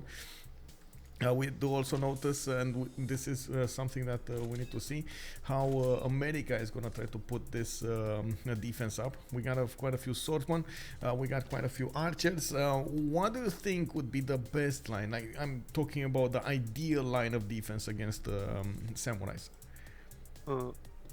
If you have Japan as a neighbor, you just have to wash men-at-arms. Like, there's no other option. Like, people sometimes try to go for crossbows or something, but then they will just get killed, so you have to have a front line first, like fortify the men-at-arms, and then you can go for crossbows. This is pretty much anything you can do. You say that, and then I see engineering being taken. Oh. Well, I do have to point out these archers. Well, America does have that extra strength from reaching new eras, so at least he's gonna have like an extra +3, +4 on him, depending on when Fkdn is gonna try to go against him, and of course the text of Floppy. Yeah, we do have Floppy on 21 cents and 24 culture. It's not that far away from the 21 and 33 of Fkdn. And they have similar production points, 42 and 46. Definitely a lot less food than his opponent. Both of them did manage to get oh no, actually wait, Japan does not have a general. Oh yes, I just saw it. Wait, you or saw is it an admin? Wait, look again. I see it. I just saw there we go. Truck, yeah. I was looking here and for some reason my vision, just tunnel vision, and I didn't see this one, and I was like, wait, what is this? Yeah, I was also we do have another one here, Shunzu, coming up next, so it's fine. You know, sometimes when he must be working the card, I guess. Byzantium on 2 great general, yeah. I think he's gonna try to push on land as well, Phoenicia. We're gonna try to get some Tagmas out at that moment in time. Oh man, this land just looks devoid of any kind of production. Yeah, that's there's nothing left. That's, wow. Yeah, that's the definition of a Naval dock.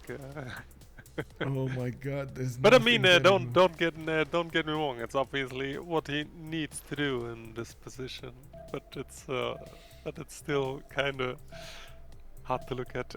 Yeah. So okay, let's explain this so we are on the same page with this. Byzantium does have a few good timings to work with. Of course, yes, Crusade is going to be good for every time of the game, but at the same time, he has 2 very good unique units that do tend to shine in windows of opportunity. So we do have the Dromon, for example, which is allowing him to push against his opponent over here. The Dromon is a replacement quadrim. It does tend to shine in the medieval era, like in the classical medieval era. Not anymore, when of course we're gonna see cannibals come out. So he's trying to use that as much as possible to get an advantage against Phoenicia. Maybe he could have caught him off guard. Maybe he's still gonna catch them off guard and gonna take out his opponents. You can see how much damage these Dromons do against their opponents. The biggest advantage of the Dromon, except its, or I should say next to its high damage, it's also its ability to shoot from 2 tiles out. So you can see how Byzantium is slowly sniping the units of his opponents away because of that extra attack range. The second attack timing of Byzantium is at the end of the medieval era, when his Tagmas do come out to play. That's going to allow him to get against his opponent a very strong unit, and of course coupled with Crusade, coupled with the ability of Byzantium to actually pressure that religion of his into his opponent's lands and so on. It makes for a big advantage for him when it comes to those era. And he doesn't have a lot of space to go for. He could have gone and, for example, took Caguana for an extra city, maybe with his galleys and his dromos. I'm actually quite surprised he didn't take Caguana, honestly. But anyway, I guess, you know, we're gonna need to see if he's gonna get it or not. He does need to get... Wouldn't be surprised if he didn't scout it. Wait, he didn't oh my god. I wouldn't be. Oh, kicked up with it, bro. Honestly, that's a given, because as soon as he meets up Dido, obviously literally every unit he produces just goes south. So yeah, I mean, we say that, oh, it's so close, right? But yeah, but it's not that easy in game. Caguana is coastal as well. He could have just put a boat, like Caguana could have gotten a boat. Like, it's so unlikely to have this happen, like, to have a city state next to you and you don't know about it. It's more likely than you think, is what I'm pointing out. Okay. This happens all the time. Happens all the time. Pretty much every second game you have like Auckland next to you and don't know about it because you were evolving all game and stuff like this. So. Hey, I see a big brain maneuver here coming up from Floppy. He's actually not gonna wait for his opponent to come at him, and he's actually putting units around. Those forces did go around towards the city of Tokyo, and they're trying to do some damage over here against the Japanese units. They're getting the pillages on the Jade, getting him some gold, and from what I can see, he's gonna try to go and probably take away that ivory tile. I don't think he can take over cities, don't get me wrong, that's a bit too much out of his league in terms of points, but he did manage to get the samurais out, and as you can see, that's an extremely strong unit. That's a 52 strength unit against the swordsman. Oh my god, a 54. Wait a second, if these swordsmen are 54 now from America, when he's gonna hit those I would say those men-at-arms, those are gonna be so strong. Well, I guess the samurai, oh, there we go, he didn't have the advantage, the +5 advantage of the samurai, and he's not fighting coastal either. He's gonna need to go inland with all of these samurais. Still, Floppy is going for machinery, going for feudalism as well. Looks like he is gonna try to push his opponent. I would doubt this is the correct like, I like, of course, the fact that he is going against his opponent, forcing him to upgrade right now instead of later, and we'll need to see how many points Japan is going to try to get against him. How points of gold is going to get to upgrade his warriors, so he gets samurai, so he comes against America or defend against America. I don't think America can actually do anything here, maybe just force Japan to do some defense. Yeah, that's the thing. Like, moving forward like this, he loses effectively out on +6, like the 45 bonus he kinda needs anyway. So I'm not too sure about this movement. I do like the horses in the backline, but I don't think that he should try to attack with the thoughts. Hey, we got a goal. Are you watching TV? Is everybody watching TV? It looks like Brazil just dropped one. Against, was it Serbia? Oh, major also thing happening over here. Looks like Phoenicia is in trouble. We need to see him get a lot more of these bottoms in the water. Also needs the help of England coming up from behind here against Byzantium. From what I can see, Mikado is desperately trying to get to cartography, and the 12 is also 2 turns away buttress. They have a serious problem getting also to their mercenaries timings. We got Mikado on 32 science, 12 is on 38, definitely much higher than Jack, but Jack is going all into his opponent here with all of these boats. And what can they do now? They can just put biomes in the water and of course throw them at their opponents. I guess Phoenicia doesn't want to defend himself in his own borders because of that problem with Crusade. At the same time, that's exactly where he's getting his heals up. Yes, for 12 it's pretty much fee to win here. So basically 12 was just looking to slam as much as he can, which he just did as last move. But he's pretty much just throwing ships at Jack, so he cannot pressure the cities. Yeah. This seems kinda well, but this is what he has to do. Yeah, I agree. He needs to buy time for England to get his cartography out. And of course him getting cartography out. We do see Byzantium trying to push in with a few scouts in Sidon, trying to get in there to pillage a few tiles. I do also notice, of course, 12 did go for free inquiry, and one of the things that he did to maximize his chances of getting as much gold as possible and as much science as possible, he did put commercials. Have you seen this many times, by the way? Commercials next to harbors to get as much science as possible for an advantage against your opponent. This is some would say this is Irel maneuver from him. Is this true?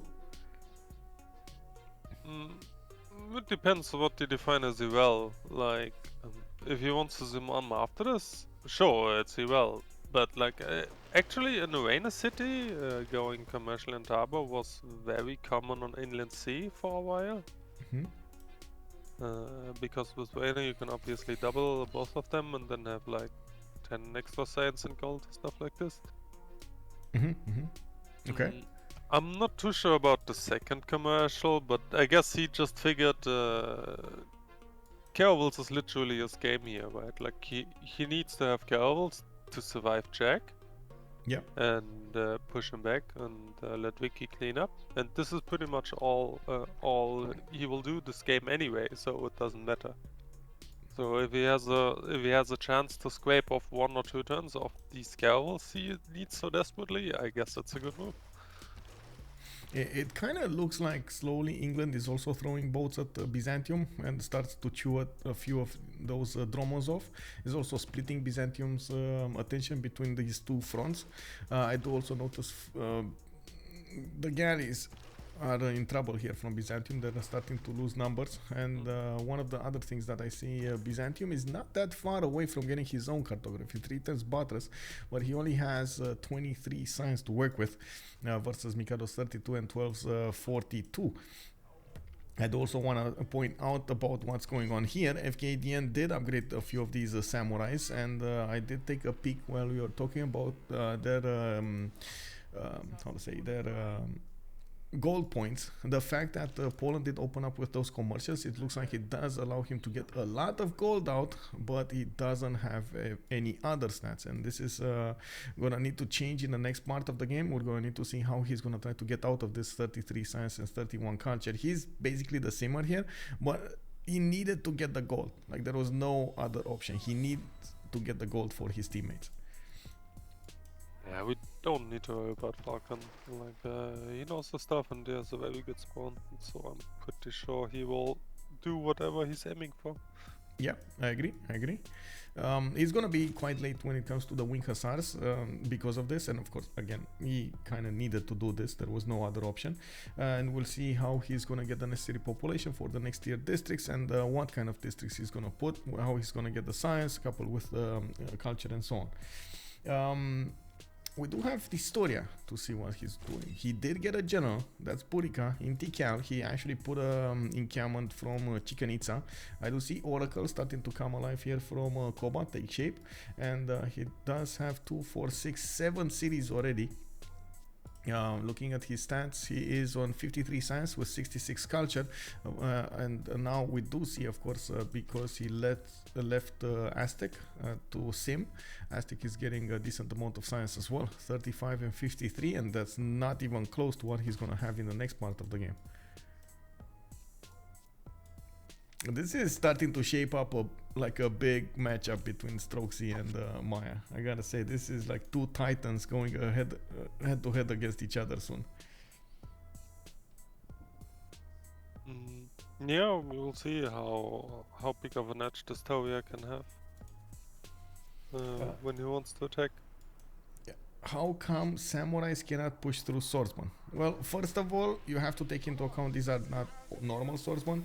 They're actually American swordsmen, so they do get an extra +3. At the same time, we do have the extra defense coming up from the 45 bonus, and they both have a general. Also, America is using oligarchic legacy for the next +4, while Japan is still in oligarchy. I guess it's still +4, and those samurais don't have a lot of units next to them for the extra damage. I see America does benefit from +8 support. I think it was +8. Yeah, +8 support bonus. Yeah, the hover right now is a bit confusing, because it looks very dire, but like to make it short, samurai can push swordman. Yes, they can. It's just not shown by the hover right now. Like, they're gonna break the defenses of the swordsman if they start to attack, double attack, triple attack. And one of the biggest things about samurais is even if they get low in HP, they still do full damage. They don't get the penalties that you see on other units.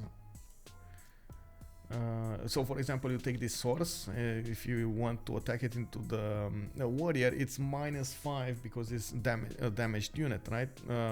Well, that doesn't happen on the samurai. It can be like 1 HP and it still does full damage.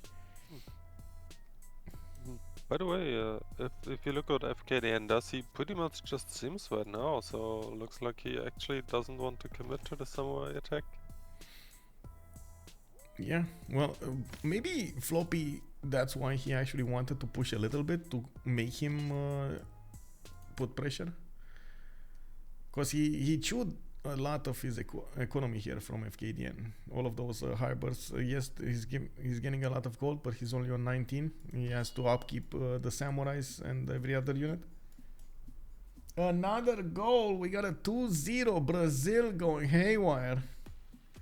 Oh my god, okay. Wait, is that Brazil actually getting the goals or is there someone else? I don't know what, yeah, let's see. Live, score, Brazil, something. No, cup. What is it? World Cup? World Cup. But it says on the live score here, it says still 1-0. Maybe they need to update some more. Wait, is Spain? Go to the bathroom. Wow, yesterday actually Spain got 7 goals against Costa Rica. Wow, that hurts. 7. How do you drop 7? Wow. Well, congratulations to Brazil. We do have an unpause, and it looks like we're gonna need to see how these lines of war are gonna develop. We do have Byzantium fighting England and Phoenicia, and he's gonna be all alone on these seas. We do have him pumping out quite a few galleys, and it looks like definitely Phoenicia is forcing him to go naval. A lot of these Phoenician units are taken down, while Byzantium will make the most out of these dromons. As you can see, the dromons do tend to be hit quite hard by the birems. Unfortunately, they the birems have a hard time getting there. We also need to see how fast Mikado and 12 can actually get to cartography, and of course their mercenaries. Looks like Mikado is 5 turns away from mercenaries, while he's 2 turns away from buttress. He's gonna be getting a lot of boats out soon. We got him getting as many galleys as possible. Liverpool is working, London is working, Newcastle upon Tyne, and we do see even Hull on the west side is trying to get those caravels. Give me a second. Okay. There we go. We do have this matchup between Japan and America, trying to force their way into each other. We do see FloppyFloNG benefiting from that great channel and getting a few more builders. Unfortunately, he didn't get more cities, but neither did Japan. They're gonna sit on these for some time now, and we're gonna need to see if this is gonna be good. How they're gonna develop in the next era. Of course, with Poland next to them, Poland might come up next up and in the next era and try to clean up America with those hussars. We do also see a coastal city coming up from Poland, which might be attacked here by England at some point with caravels. Floppy just got his first crossbow. America here trying to do the damage against these samurais, and this is actually a good moment that I have to point out the samurais ability. They don't have any minus on them when it comes to attacking, even if they're low HP. It's a very strong bonus. I did also notice Maya building a few of these wonders. They are trying as much as possible to get the era score for the next golden age, and we do see at the moment there are a lot more points coming up for WCG Steam versus BlackPitre. We do have Floppy on 38 out of 42. It looks like he's gonna need a lot of points if he wants to get there. dISTORIA is 55-63, but he is getting hanging gardens, putting down Diplo quarter. I do see another observatory and finishing off Oracle, so he should be fine on points. 12, 44, 45. He doesn't have that big of a chance to get there, and of course his only goal in life is actually to stay alive until he's gonna get cartography in 4 turns, and we're gonna need to see how those caravels are gonna try to go against their opponents here. We do have Byzantium Dromons. Oh my god, these are gonna these might actually tear apart units of Phoenicia before he gets to caravels. The biggest threat is still gonna be England to the west side. We got, let's see, era score. England also 39-44 without that many chances of going the next golden. He's gonna try to stay in a dark age and at least benefit from the +5 card against his opponent. Falcon on the other side is very close to a golden age, 54-56, and we do see him also trying to get hanging gardens in 3 turns. This is a race for hanging gardens. Wait, Maya just switched towards commercial hub investments. That's the next one. It's gonna be Arena of Athens, and I think Poland is gonna get it anyway. I'm not sure why Maya is trying to get this instead of hanging gardens. Maybe he's thinking Oracle is gonna give him the necessary points anyway. Okay, Strokezy 53-63, 10 points away from getting there. Entertainment complex coming online. Doesn't have a city to go for that Sahara El Beida, and I do see encampment training projects coming up from him as well. He did put down an encampment here from the back city. Not that many units to defend in the front, but he doesn't need to. We do have Jack actually 50 out of 53, very close to getting a golden age, and he stopped pushing for a little while. Oh, he finally found Caguana. Yeah, he found it. He found it, guys. Caguana to the north. He also did manage to get the Zenki as an admiral, and I think all of the admirals did go. Let's actually take a peek what happened here. Byzantium did get the Zenki. Looks like Rajendra Kola is on England, Lee Felix on England. We do have Himerius on Japan, and no admiral for Phoenicia. That's a bit of a bummer. I think I see also the Phoenician fleet, the one that he actually had, is not there anymore. And I'm a bit surprised that he's getting traders instead of getting more Byrims. I think Byrims would have been the correct choice to go here. He just needs so many of them for the next part. Mikado is going to get his cartography with mercenaries. That's going to be a massive advantage. And last but not least, by the way, Fkdn is 48-58. Needs 10 more points to get there, and it doesn't look like he's going to get there. Yeah, doesn't look like he's getting there. Looking at the next turns, we do have 6 more turns until the next golden age. Of course, there's still enough time to try to discover the next tier governments, try to get those era score points, build some wonders, and get the points from them. The fact that Maya is switching away towards commercial hub investment does mean Hanging Gardens is gonna be finished in Bydgoszcz. We do have America also getting pushed over here by those Japanese samurais. And the level 1 crossbows are going to start shooting back at these units. Very strong units, by the way. Very strong units, and you don't really want to antagonize them. We do also need to see if... Wow. Okay, there we go. He actually sacrificed one of his horses, swordsmen to get there, and took the position. Okay. We do have actually the flanking horses that did manage to go in, and the Black Ops. These were the Black Ops guys going into Tokyo, and of course managing to pillage a few tiles here. They did get out alive, and they're now moving towards the north. Looks like Kyoto building a few more lighthouses for those extra trade routes, and America just building as many crossbows as possible. In the tech side, America did switch towards military tactics. He's gonna try to get to men at arms, just like Justice was pointing out. That's a very, very good strategy to go for.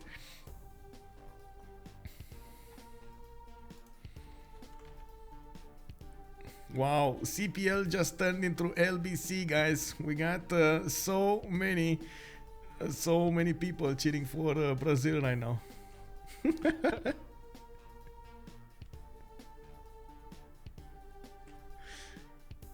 I actually don't care about football at all. Well, I know, but it's like, you know, it's what can I say? You know, everybody's watching this, so well, a lot of people are watching. Not everyone, but a lot of people are watching this. I mean, I don't want to get political or anything, but like added to the fact that I don't care about football, like what the Qataris did over there is not too nice as well. I mean, that's I don't know. That's politics. It was more about the sport rather than the politics there, right? You know, if you watch the sport, you watch the sport, not the politics. Anyway, coming up here, we do have Phoenicia with unfortunately getting pushed so hard. We don't have that many units from Byzantium though. He's gonna take Caguana soon, and I do see he still has a few galleys remaining, but this fleet of England does look like it's gonna be there right on time.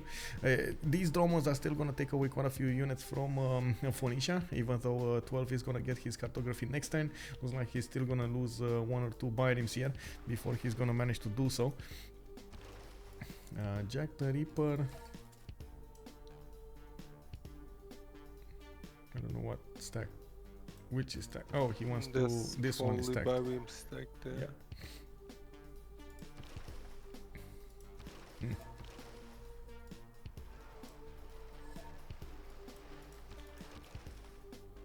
Okay.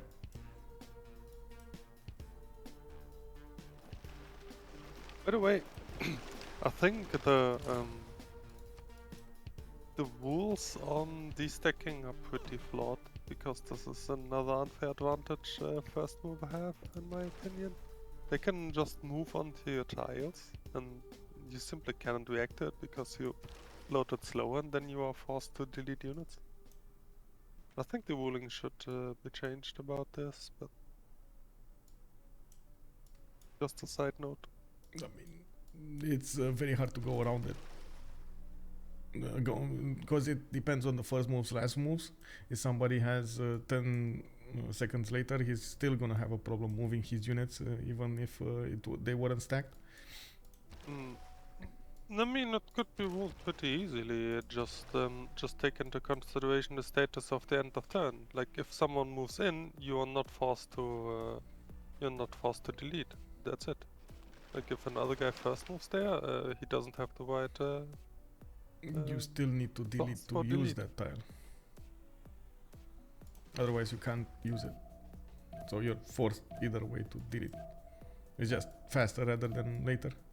I think the support bonus is not there anymore, as far as I know. We took care of that, but it's still not good to have that. But anyway, I guess this is the best of both worlds that we had.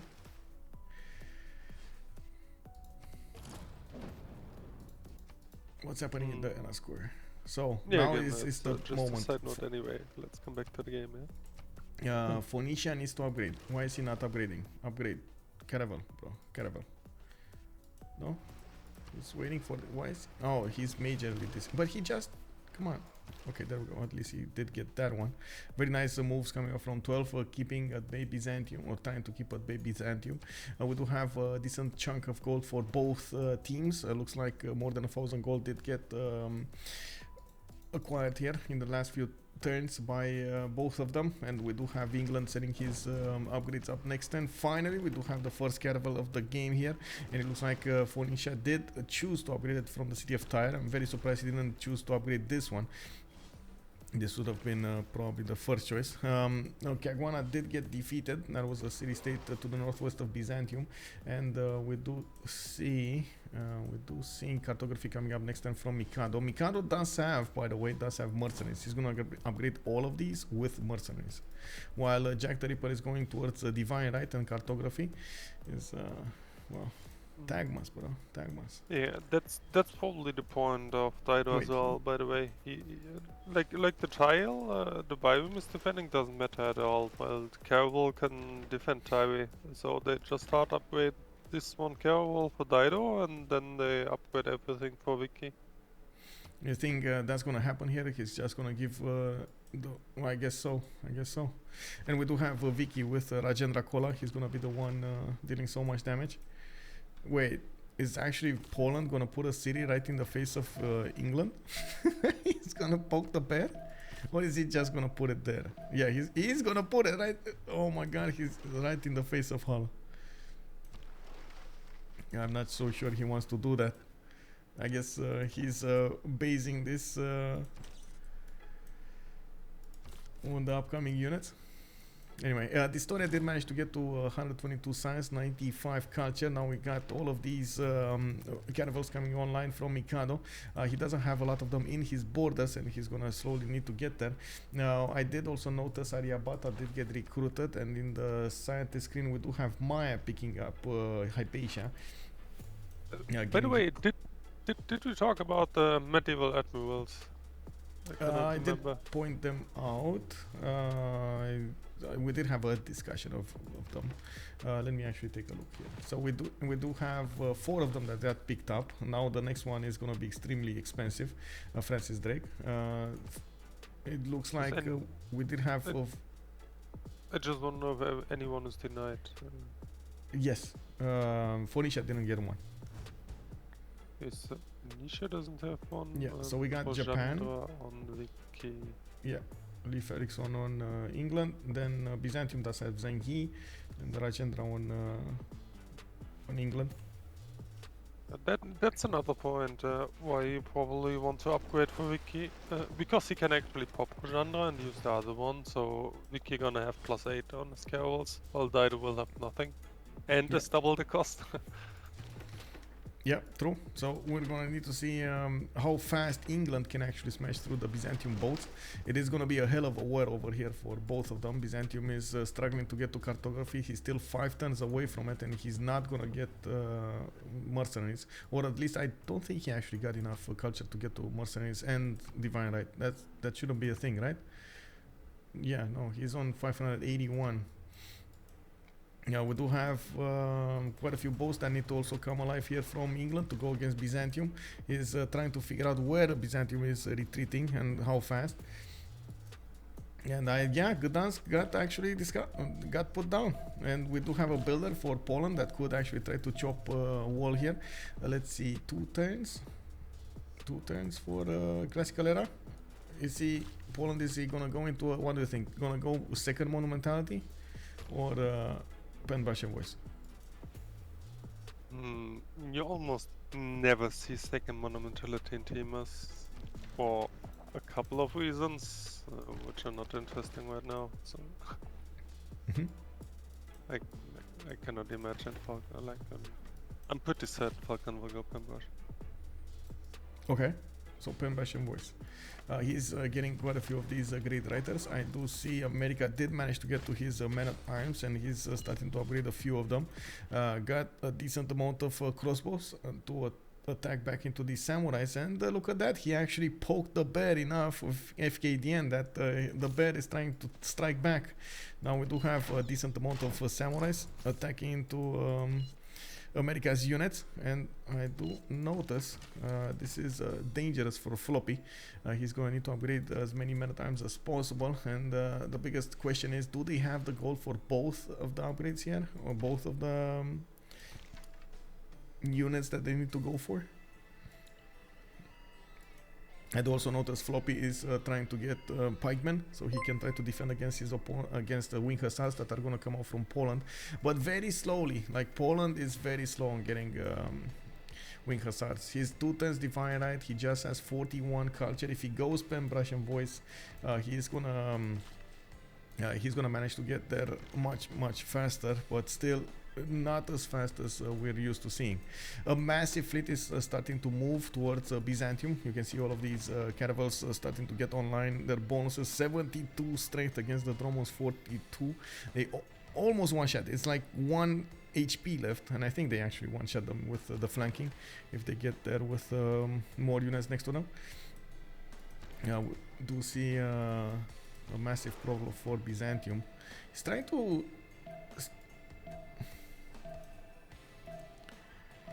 oh man. Yeah, he has a building galleys there, but probably not enough gold to upgrade all these caravels. Yeah.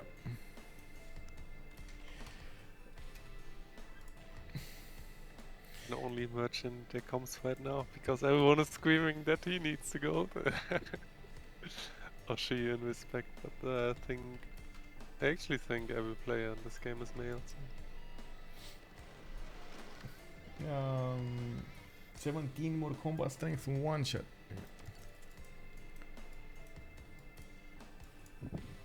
dISTORIA has incredible culture and science. And I do notice Aztec is putting quite a few units on the front line now.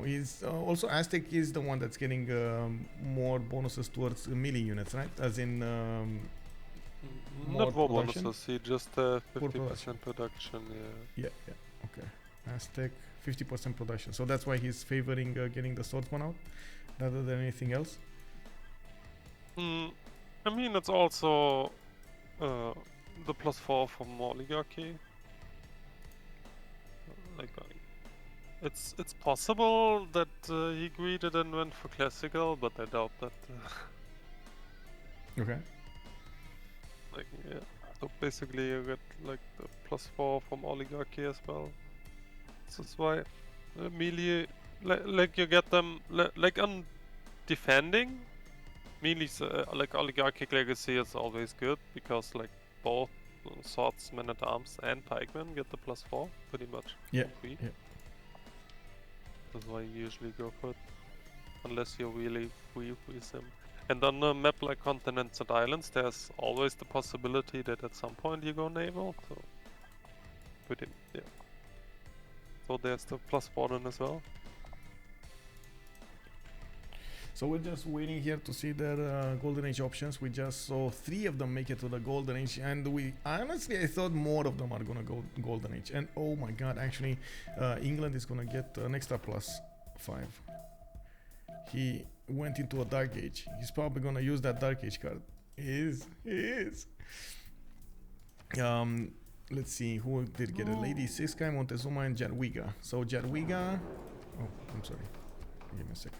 It's really only 3 guys in Golden. That's actually really surprising, yeah. Yeah, very few of them. Silver? Let's go for silver.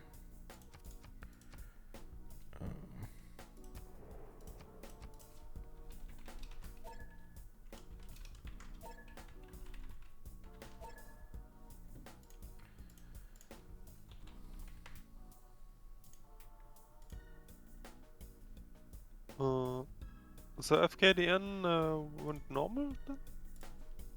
Yeah, let's have a look again. 1 sec. I'm going to copy paste something. Yes, 3 normal ages. Wow.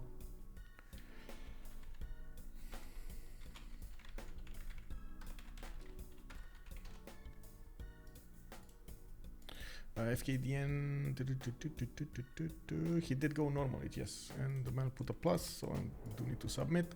So it was dISTORIA with Penbrush and Voice Golden Age, 126.99. I do want to see Falcon. Yeah, Penbrush and Voice makes sense. Gdansk is well, not going down. It's all up to the first moves here. Is Mikado gonna push against Falcon? I think Jack has the host, so actually it's equal opportunity here. They're not that far away from each other in terms of ping.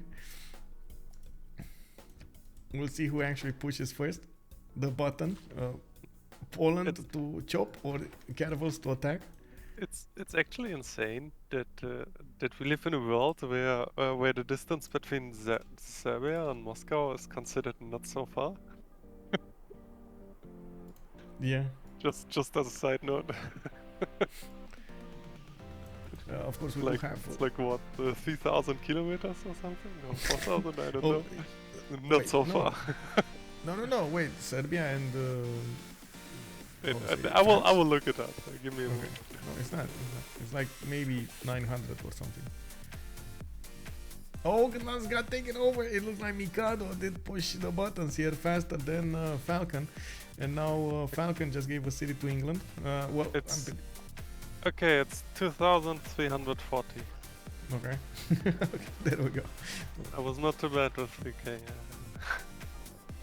I'm Daniel. Thank you so much for the prime sale. Also, what is Falcon setup? I don't know. I actually don't know about it. Also, Gdansk is almost gone for Poland. Yeah, dISTORIA has incredible science and culture. Maya things. We do have England coming up with all of these boats against Byzantium.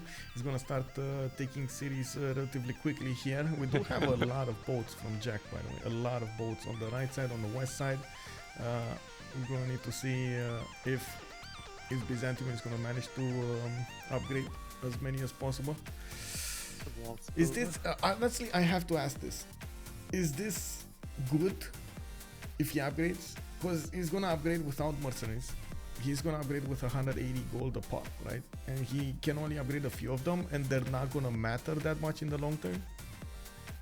It's still gonna be England killing him. You obviously want to upgrade one for city strength. Yeah, one. Yeah. But other than this, it's probably a waste. Like, I mean, he can just try to swim away what he kinda does. Yeah. To try to upgrade later. But yeah, it's pretty dire for Jack. As I said initially, he has the other guy in danger, same as Teddy. Because the Roman time is over, it's now Caravel time. And Jack has the short end of the stick. Yeah, well, at least he's gonna get the walls up, and with Caravel strength cities, he's gonna wait a little bit more until England is gonna get his frigates out. Not that much though. We do already see the frigates, the pre-builds, the quadrims coming online. Looking at Falcon also, he's 2 turns away from getting Reformed Church. He is gonna get his wing hussars, and this is probably gonna be the time that we're gonna see him clean up America. Also, Japan managed to push with crossbows into these manned armed lines, the ones, especially the ones to the west of Philadelphia, southwest of Philadelphia, mostly because of the lack of defense on those tiles, the inherent defense of those tiles. You take a look, New Orleans is fine. He also has Victor over there, so a lot more defense for these units. This was just much more open land, and they could shoot down with the crossbows, then move in with the samurais. I do see a lot of them did fall though. Overall, a lot of these samurais did fall, did succumb to the crossbow strength. Looking at the west here, still Maya is not building up an army, but he's slowly getting more of these encampment points going. And of course, going Penbash and Voice is going to give him a lot of culture to use with his science. It looks like he might actually want to go for Cuirassiers here. Sprinting 2 turns. We do see Aztec getting also printing in, education. He's going to try to get more science. Oh, wait a second. Jack is not that far away from mercenaries. 3 turns away from mercenaries. Hey, he might actually give a run for his money here to Byzantium. Yeah, he's running with the galleys. So yeah. Oh man, look at how many galleys he has. This is insane. How many galleys? Unbelievable. By the way, because you always ask me about GPT. Exactly, this is the reason why there never can be enough GPT, because there will always be people who have like 10 extra galleys which can be upgraded. I mean, it's not a bad thing. I'm just saying people will always consume all the gold. Yep. 1 sec.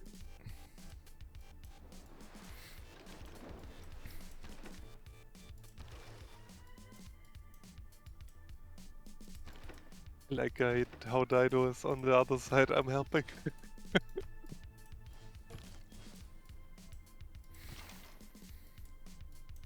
Well, is there a opportunity for America to try to get a safety settle out? Because he's gonna fall. Oh, you know what?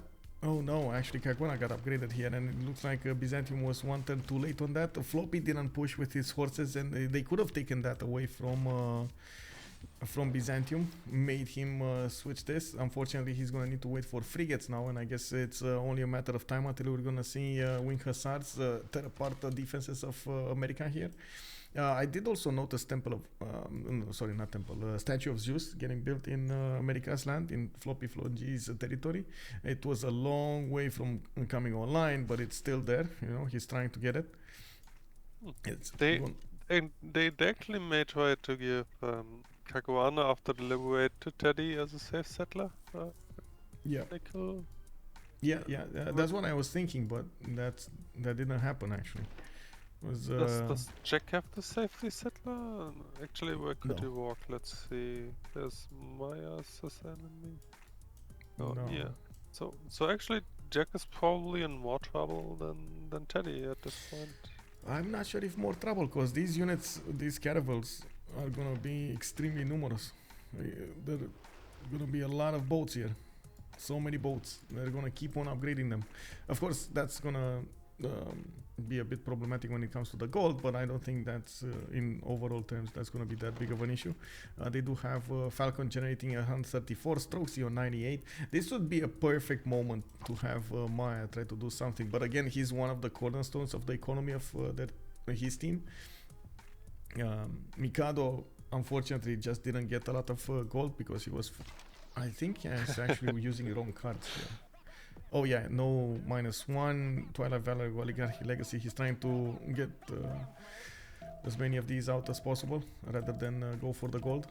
Well, I'm sorry, not the wrong cards. I didn't mean to say the wrong cards, different cards than the gold ones. America getting walled up. He knows Hussars in, I approve, but unfortunately walls are not going to be what's going to save him. I'm not. Well, I guess we're going to need to see what saves him. We'll see. There's still a lot of gold in the bank for WCG. I'm more than happy to see they did manage to overcome their gold difference from the beginning. And I'm a bit disturbed that even with two very good coastal civilizations like 12 and Victoria, they still don't have the gold generation that they need. We'll don't worry, Jack will use it. Yeah, we'll see. It looks like until those frigates come online, this is not going to happen. Like only the pre-builds, maybe they're going to be taken down. And, other than that, I think at this point in time, Jack is safe for his cities. Yeah, honestly, like looking at the numbers, if they can really afford that much gold to upgrade all these galleys, it's probably more like they are locked in with Jack and not Jack with them.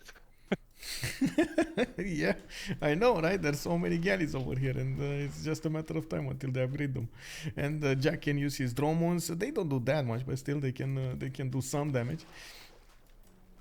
Yeah, but the minus GPT will be horrendous. Well, we will see. I mean, after all, this is a team decision if they really want to upgrade everything, right? Yeah, the biggest thing that I do also notice here, Falcon is on 150 production with 113 faith a turn. He's gonna use all of that production, of course, to get those wing hussars going. And from what I can see, also Strokezy is 200 production, just on par with dISTORIA's 200 production. The biggest question is still if Maya is gonna try to choose to do something, even though honestly, I wouldn't say he's gonna want to do something just because of the gold difference. Like at this point, looking at the economy here, it's much more likely that Aztec can push Maya with something like line infantry than actually Maya managing to defend against that. If they so much of us push a little bit, just dISTORIA here, the whole economy of BlackPitre just goes down under.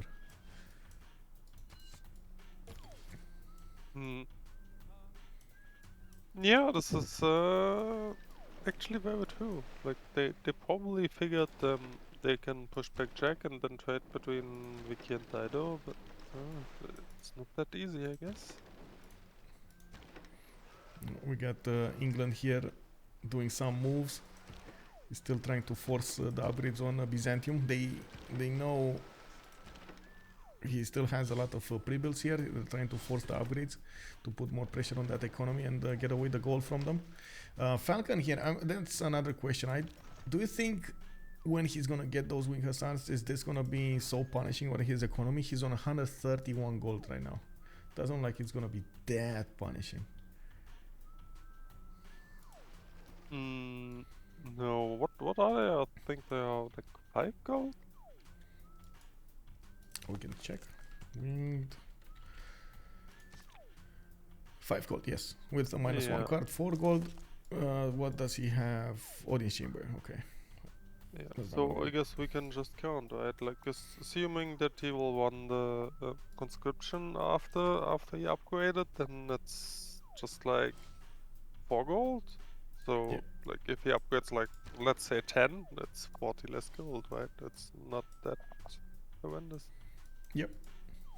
I did notice Warsaw, by the way, is getting a few Japanese galleys next to it. I think they want to defend against some English boats here. England did get a few of them, but I don't see him going against Warsaw yet. Mikado here is not seeing. There's a one-tile choke canal towards that city center, nor does he know there's a city from Poland there. And maybe he's going directly to Cadiz. He's going to be very surprised to see there's a Japanese fleet just waiting to get upgraded. His Fkdn is trying to get there as fast as possible to his caravels. By the way, it's actually pretty impressive how Fkdn manages to pretty much do everything at once. Like, so many people get caught up between rock and hard place doing that. Yeah. Maybe he will get punished for it. Remains to be seen. But so far he kept a very delicate balance between warring, simming up, naval, land war, and everything at once. Oh man, Pretty good. Yeah, I gotta say, Fkdn did do quite well. His balancing act was on point. I was just watching while we were saying that the trades here between England and Byzantium. Byzantium did manage to take down one of the caravels of England, but at what price? 2 caravels and a drone on there, and it looks like more units are in danger of being taken out quickly. Slowly but surely, all of those pre-builds of Byzantium are just going poof.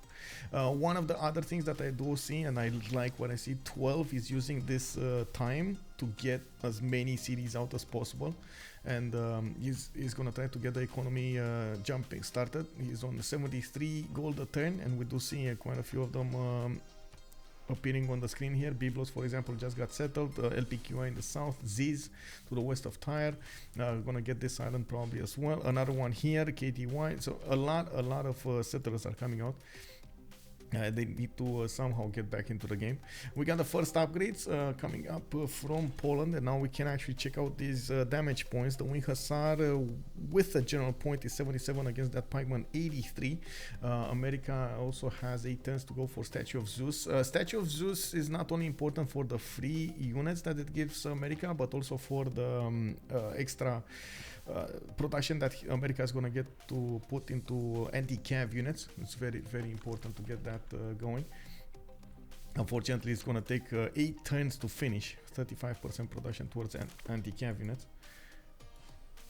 We got Strokezy putting quite a few encampments going. He got the Temenanki in Texcoco, and he did have a Lady of the Rizet Marshes, so all of those tiles are amazing to use. Oh my god, look at Rahokia's mounts.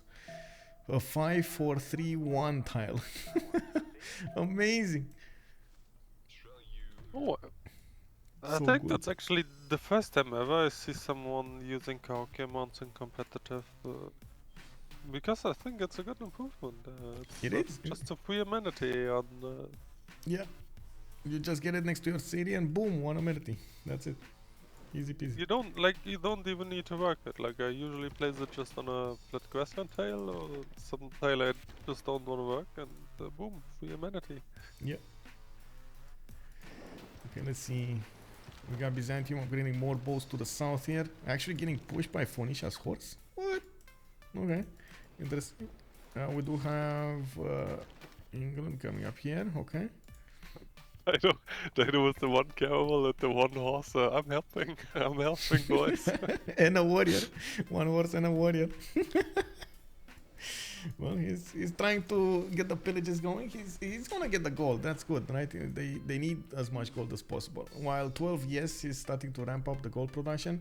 dISTORIA is, oh my god, just going haywire, crazy with the science. 250 science, 123. He's just gonna clean up of tanks, isn't he? He's gonna try to clean up tanks. Aztec. I see.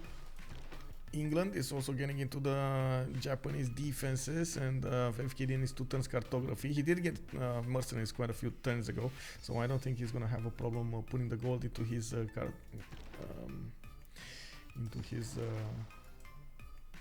boats. I do think Hull is gonna have a serious problem though. He's on the coast on the west side, and there aren't that many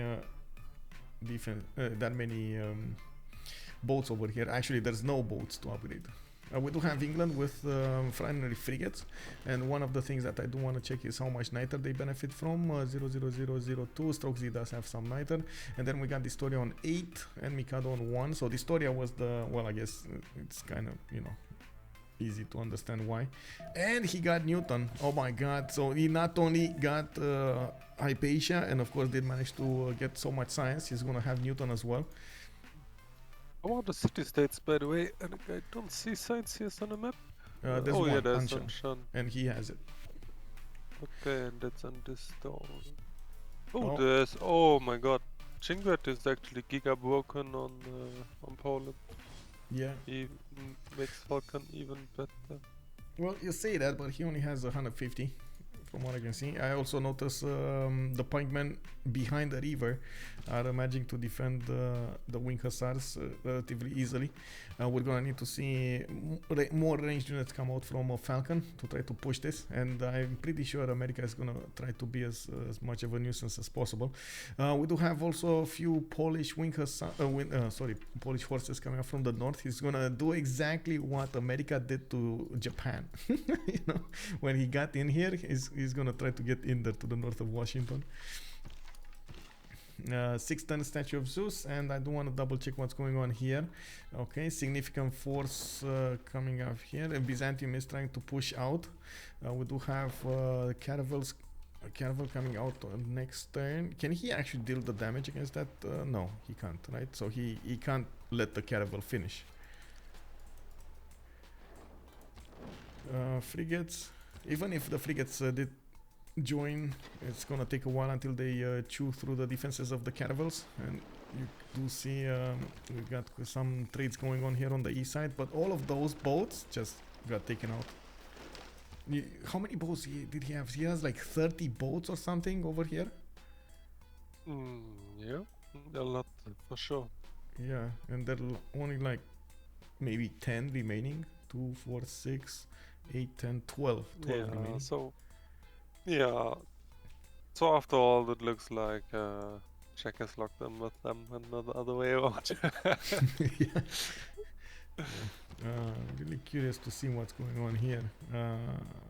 Yeah, there we go. So Jack noticed he can't finish his boat. He doesn't want to take out the Dromon to finish Caravel, and it looks like he's gonna switch production to another Dromon.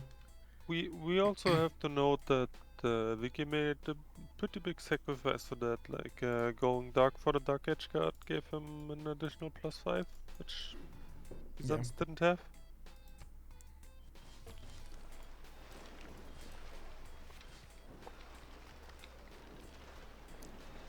He basically went all into this attack. Yeah, definitely. And also I like the fact that Dido just trusted Vicky and started pretty much building settler the moment Vicky upgraded. Yeah, Yeah. And It goes to show yeah. they played a lot, and I have to point this out. This is one thing that is starting to happen more and more often, and it's amazing to see in the communities, especially in the competitive community. We have more and more set trainings. So at the beginning, we had all of those, like, okay, whenever somebody wants to get a game going, he just jumps into a 4v4 or a 6v6 and he gets a game going. Now we actually have the teams trying as much as possible to get their synergy going and try to get the training with their teammates, so they understand each other, they learn their habits, they learn what they can do, they like to do, they don't like to do, and so on and so forth, so they don't ask something that their teammates are not going to want to do, or it's out of the blue. Yeah, definitely. Like the quality of the players are definitely on the rise. Oh man, look at the damage of these pikemen, bro. That's a 93 strength pikeman with a +4 strength from the Renaissance era Oligarchic Legacy, +6 support bonus. Floppy is on fire over here. Oh man. I guess Poland's only way of pushing this is a lot of ranged units, and maybe get to the core ability. He's getting to nationalism soon, so That's actually typical Falcon, and I love it. That he doesn't care about range, but just bring siege, and he will just he will just level them up a lot. yeah. Oh my god, look at the pikeman attack on return. Actually, these Polish wing hussars are in trouble. They will both die next turn. This is I'm not sure if this is gonna go well here. Like I don't get me wrong, I fully trust Falcon. I know if he wouldn't have had to get the goal for his team, it would have been an amazing attack, amazing play coming out from Poland. He can still pull it off because we do have weaknesses in the defense of America, but the timing of the wing hussars did get slowed down considerably because he had to help out his team there. One of the worries I was pointing out at the beginning of the game when I saw he's speaking Poland as a civ. Oh, what do you think of the new leaders?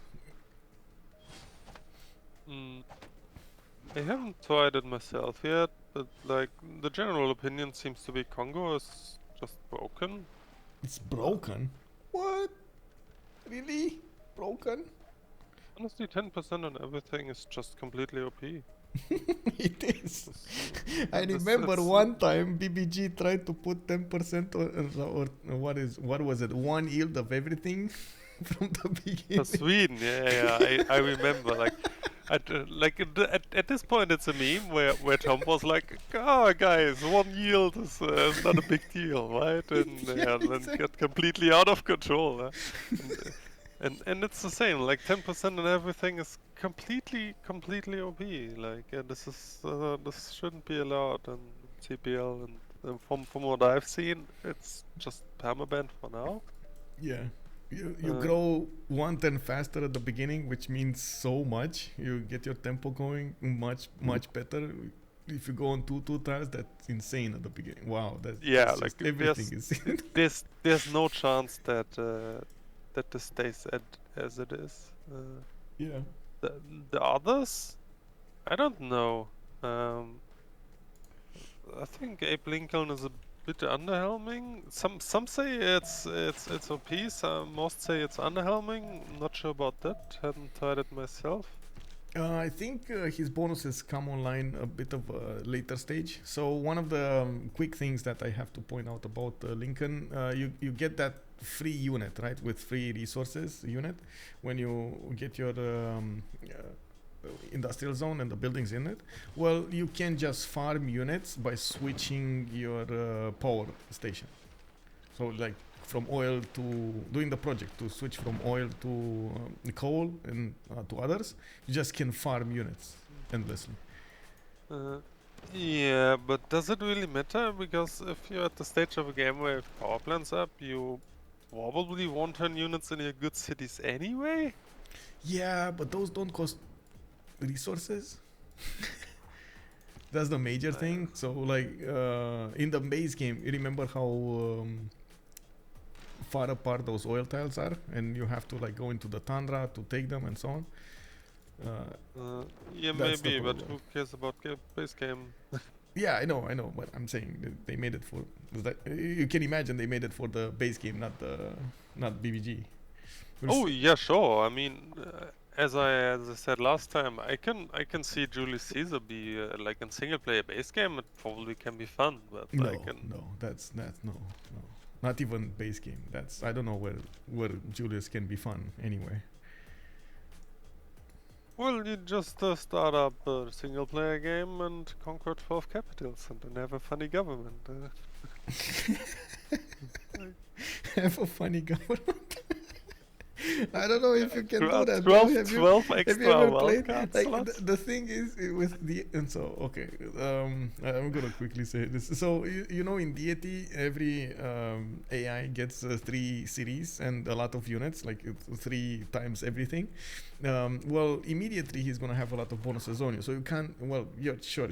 It's dumb and you can definitely pressure him. But when you get there and you get like a few hundred points, you can't really do anything with the few hundred points, anything meaningful. And for the tiki hats, a tiki hat is like what, 50 gold or something or more? Honestly, deity here is so dumb regarding warfare. It's like I have done the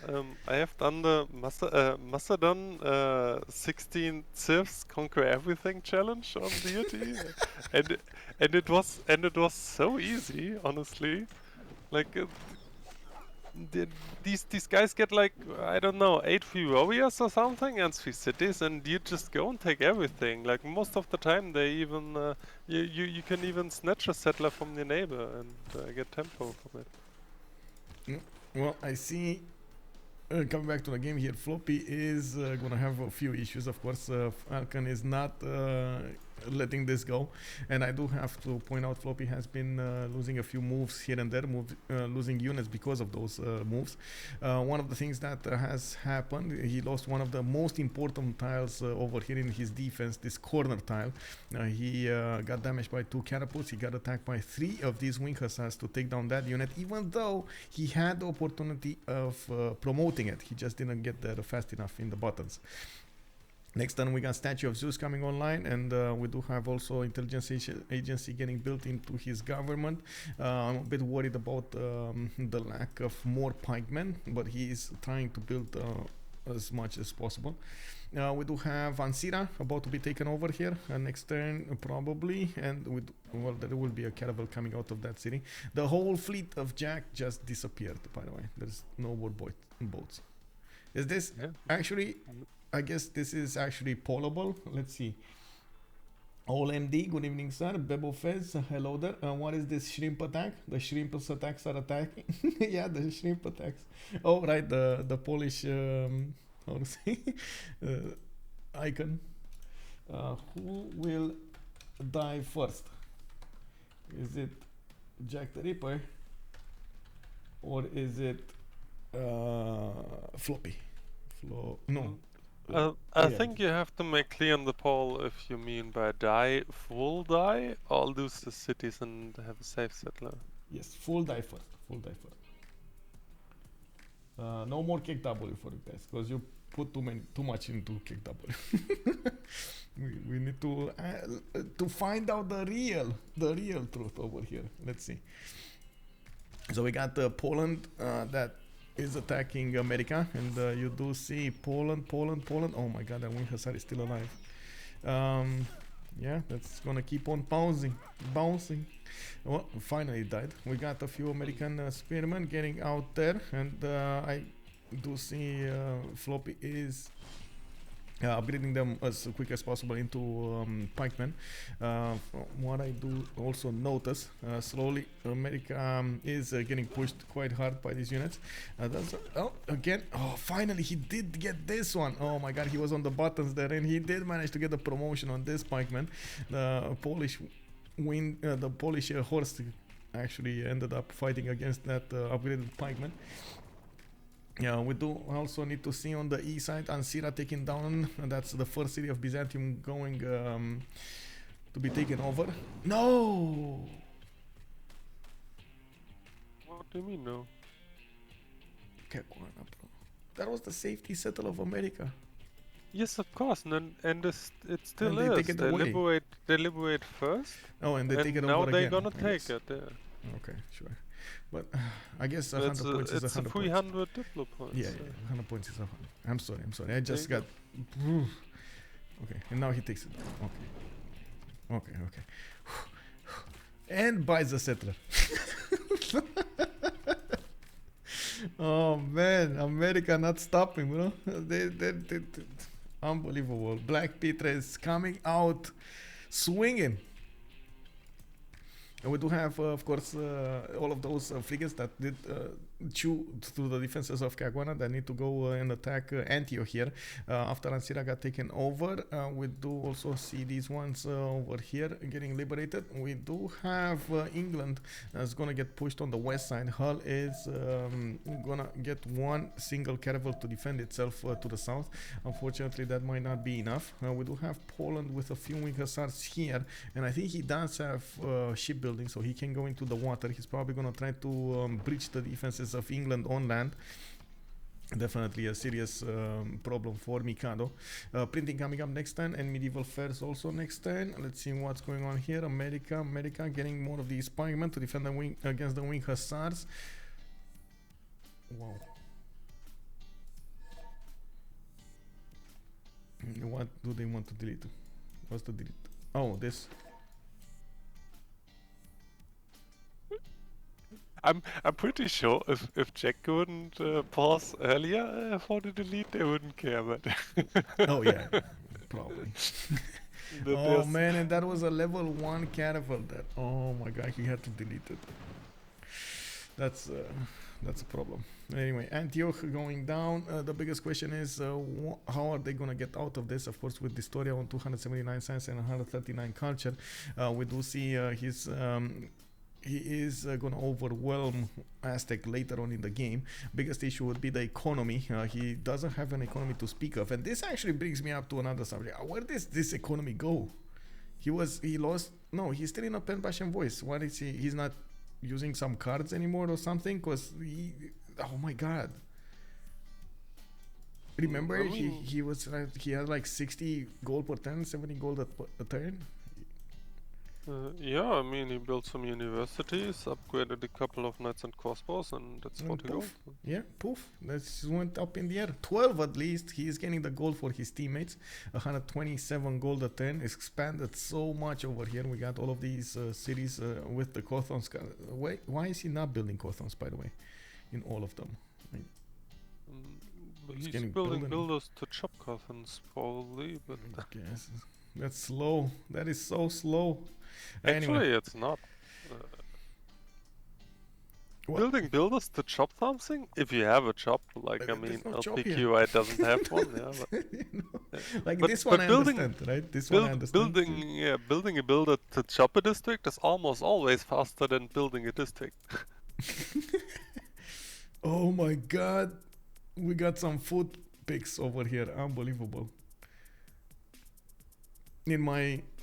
So thanks, you guys know there is a Thanksgiving over here. I think Groovy is just giving us some pictures to drool on. Look at this, guys. Look at this. Oh my god. That is so good. That is so good. Amazing. Coming up next, we do have to see how Phoenicia is going to get there. Another city did fall, Antioch, from Byzantium. His capital city is also under attack by multiple frigates from the north, and that is a city that needs to be taken over by a land unit. And from what I can see, England is on another continent actually than him. Maybe, but I don't think he's going to build redcoats anytime soon. We do need to see if Phoenicia is actually going to keep the capital of Byzantium, and how fast can they take over all of these others, these other two cities. I did not notice, but maybe you guys see something that I don't see. Do you see any other city, like maybe a safety settler from Byzantium? I don't see one, right? That was it. Oh man. Yeah, I that's don't it. think he ever had one. Yeah. Anonymous Gifter, thank you so much for the tier 1 sub. Much appreciated. We got Tom Storm 1 just sub. Thank you. Hey, Colosseum coming online from Maya. He's gonna get those extra amenities in there, and he's gonna get big. He's gonna get very big. More of these times are also starting to come online from Strokezy, and I do have to point out Falcon is just keeps on pushing on. Oh my god, America's pushing back. What? Whoa, we got intelligence agency coming up in 2 turns. These wing hussars are just outmatched by the pikemen. I can't. Oh my god! When piking shots, bro. Let's see. Floppy 5 turns. Oh no, that's not gonna happen. 5 turns military science. Will this guy actually get to Rough Riders? Yeah, probably not. Probably not. There's a possibility. Hey, Aquarius Wolf just got a sub. Anonymous Gifter drops another one. Thank you so much, Anonymous Gifter. Woo! Aquarius Wolf. How are you doing, sir? By the way, big shout out to Aquarius Wolf. He is streaming quite a lot. And definitely, let me actually give you a big shout out, bro. Keep streaming, keep streaming. Keep getting those that content over there. Thank you so much for helping out the communities. We do have also America coming up in the south with that defense of the pikemen. Next time he is gonna get finally that spy. He does have a level 2 crossbow in the capital, which is dealing significant damage, and we do see at the moment Japan did refocus his efforts onto the navy, and unfortunately for him he can't really push through the defenses of England here, but I'm pretty sure Falcon is gonna try to do so. We do have a frigate standing by. Good dunk. 2.0? Yeah, 2.0. He's trying another time. And this time he's gonna have builders ready to chop.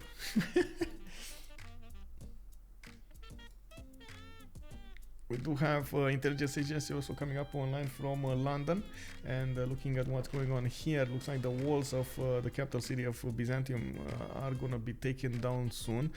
England is gonna need to reposition some boats towards the other city that I will not name. And taking a look at what's going on over here, we do have to see how Phoenicia is gonna get all of these Cothons over here.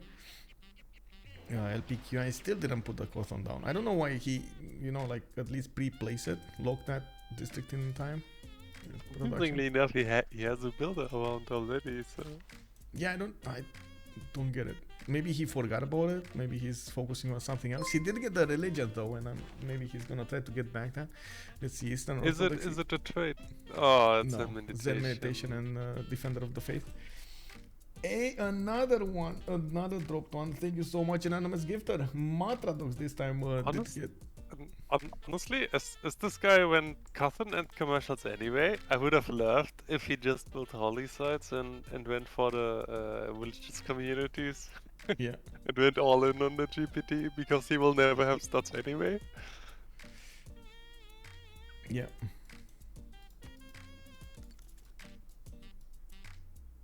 Colosseum finished this turn. Didn't like to.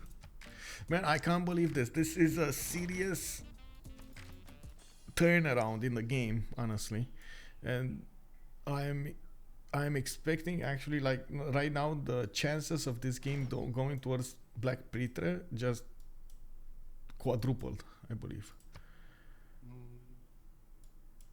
Like Why? we went from a balance game. You said it, right? It was a balance game. There was a lot of choke points, a lot of things that could have happened.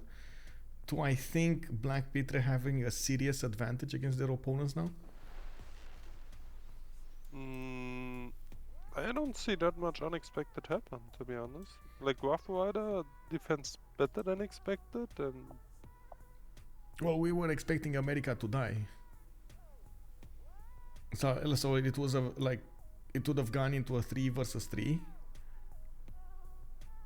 But America somehow survived, and Byzantium is dying.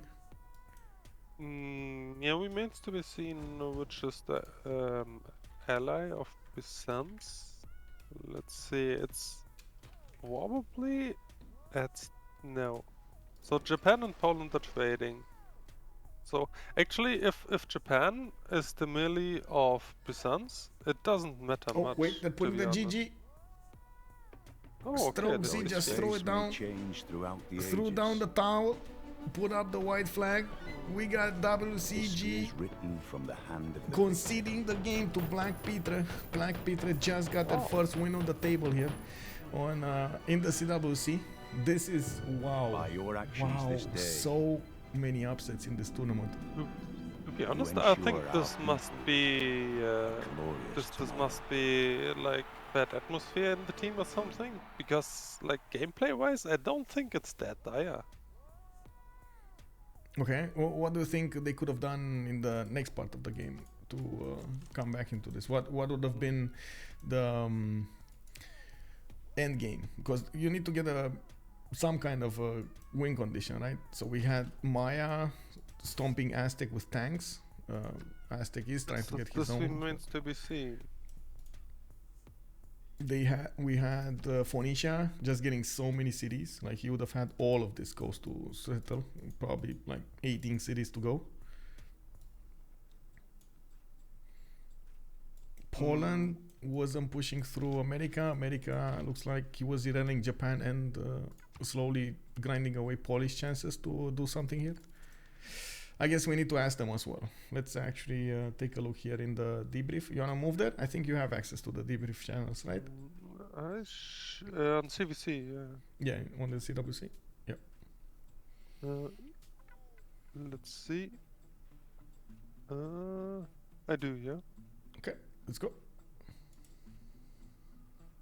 Just gonna open up the stream again. It's 7:20 now, cause you know, no more CPL. Maybe at some point we're gonna manage to get partnership for CWC as well on this server. Not now though. Oh, hello, dISTORIA. Congratulations. Need to stream at this point, but yeah. Now we need to find out from the boys themselves what happened in the game here. Hello, Michael. Hello, Big 12. Hello, Michael. Man, this Yeah. game for you, bro. This game for you. The Drummond. It's not very funny to play against Drummond, but it's okay. Yeah. I was wondering what would have been the plan there after you saw Byzantium to the north. The plan was I go Frank Curie and I try to go fast on caravels, but after Mikado have two admirals with Rajendra, so I just tempo for I boost buttress for Mikado and I just make gold for Mikado and he kill him. You had exactly enough gold. And at the beginning of the game, I was actually more worried about WCG's gold than your gold, and somehow they had a lot more gold than you. Yeah, at the end, I was just spamming settlers for making gold for dISTORIA. And Yeah. That's also a good point of Maya on this type of map. In early mid game with plantation and farm, you do like 50-60 GPT. And since I did go also commercial hub, I was like 90 GPT before building in my campuses. So it also allowed to have more gold for the naval sieve as a art sim sieve. So really good sieve on this kind of map, I think. Then you did manage to land on this map, which did have a lot of plantations possible to sim. Like on the first one, you didn't have that. It wasn't the best plantation. Like it wasn't spices and 2-1 coffee and oranges. Yeah. But it was with the Maya. You just need a few plantation, a farm, a few wood, and you can snowball. But there, the wonder was really huge. Nice game, Disto. Well played. No, it's a nice team game. Yes, nice team game too. We all did a great job. Floppy was Irel, as always. 12 was Irel. Mikado was killing Jackie. Like always. And I was simming, but this time we didn't lose before I can play, so we won. GG.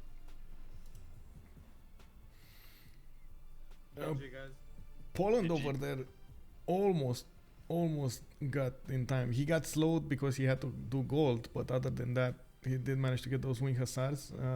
Were you at all scared? Was it on Floppy, I believe, was America? Yeah, man, I was scared the whole game. Because I wanted to get Statue of Zeus, but it was like, 12 turns to make it. I had to do walls in case the other guy arrived with samurai, so it was very tough. Because I was only on 3 cities, so it's hard to get the production to get all the pikemen on timing. But since he went, commercial hubs, he Yeah. was quite low on culture early, so his timing was a bit later than a hard rush. Yeah, and you did manage to overthrow that to defend the samurai attack, the samurai push. We were thinking that might actually break you at some point. Yeah, I mean, my early game is very tough because I got like so many units in my land. Yeah. Mm. Even with 3 cities, somehow you're still losing moves left, right, and center because you were getting pushed everywhere. Yeah. Our defense. Unfortunately, it looks like no one from WCG is showing up. I was wondering, like, would you guys say that this guy is won for you 100 out of 100 times? Because like it's obviously not looking that good. Like the store obviously has big sides and probably can push Aztec on tanks, so Jack is gonna die. But like from a spectator point of view, I would argue Japan can probably live without military, and they can try a bit more. Or would you say it's definitely over? I mean, the issue is the naval, right? I think we've got naval control even with Maya if he goes later on. What's the the last destroyers? I think we win naval anyways.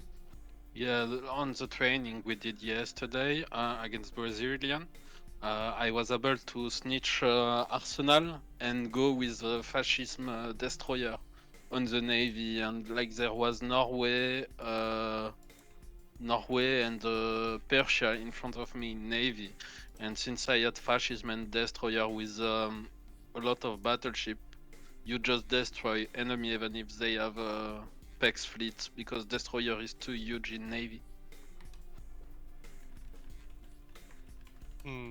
Yeah, but wouldn't you be busy trying to kill Aztec? I mean, I think if the game goes really long, I'm not sure I can kill Aztec because he has a +7 or +8 lux at this point, and it will be like +10 or +11 with the cities settling in the back. Mhm. So my point here was probably to just stall for a time and join the navy for trade, since I also had 2 trade route merchant, and just stall until plane. So when I have plane, I can deal to him because he won't have tank and plane as early as me, and it can do the difference.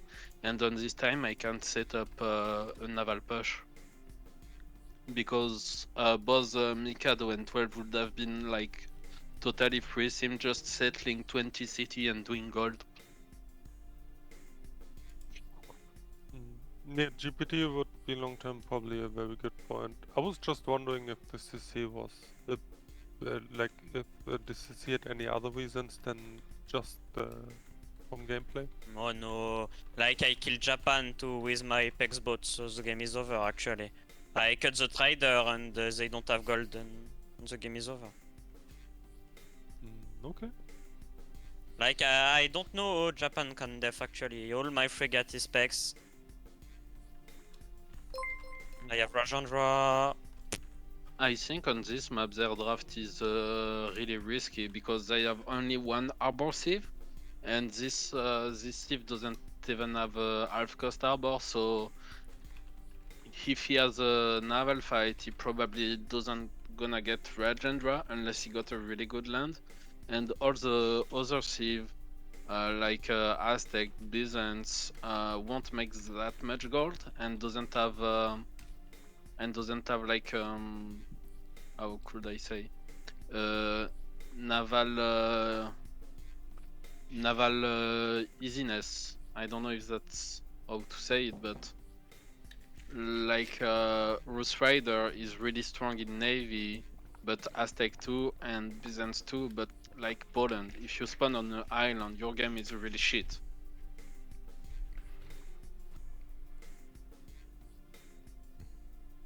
Yes, Poland is a bit risky, I think too, but it can also roll. He got Japan got a relic turn 4, something like that. Yeah, Yep. and see what happens.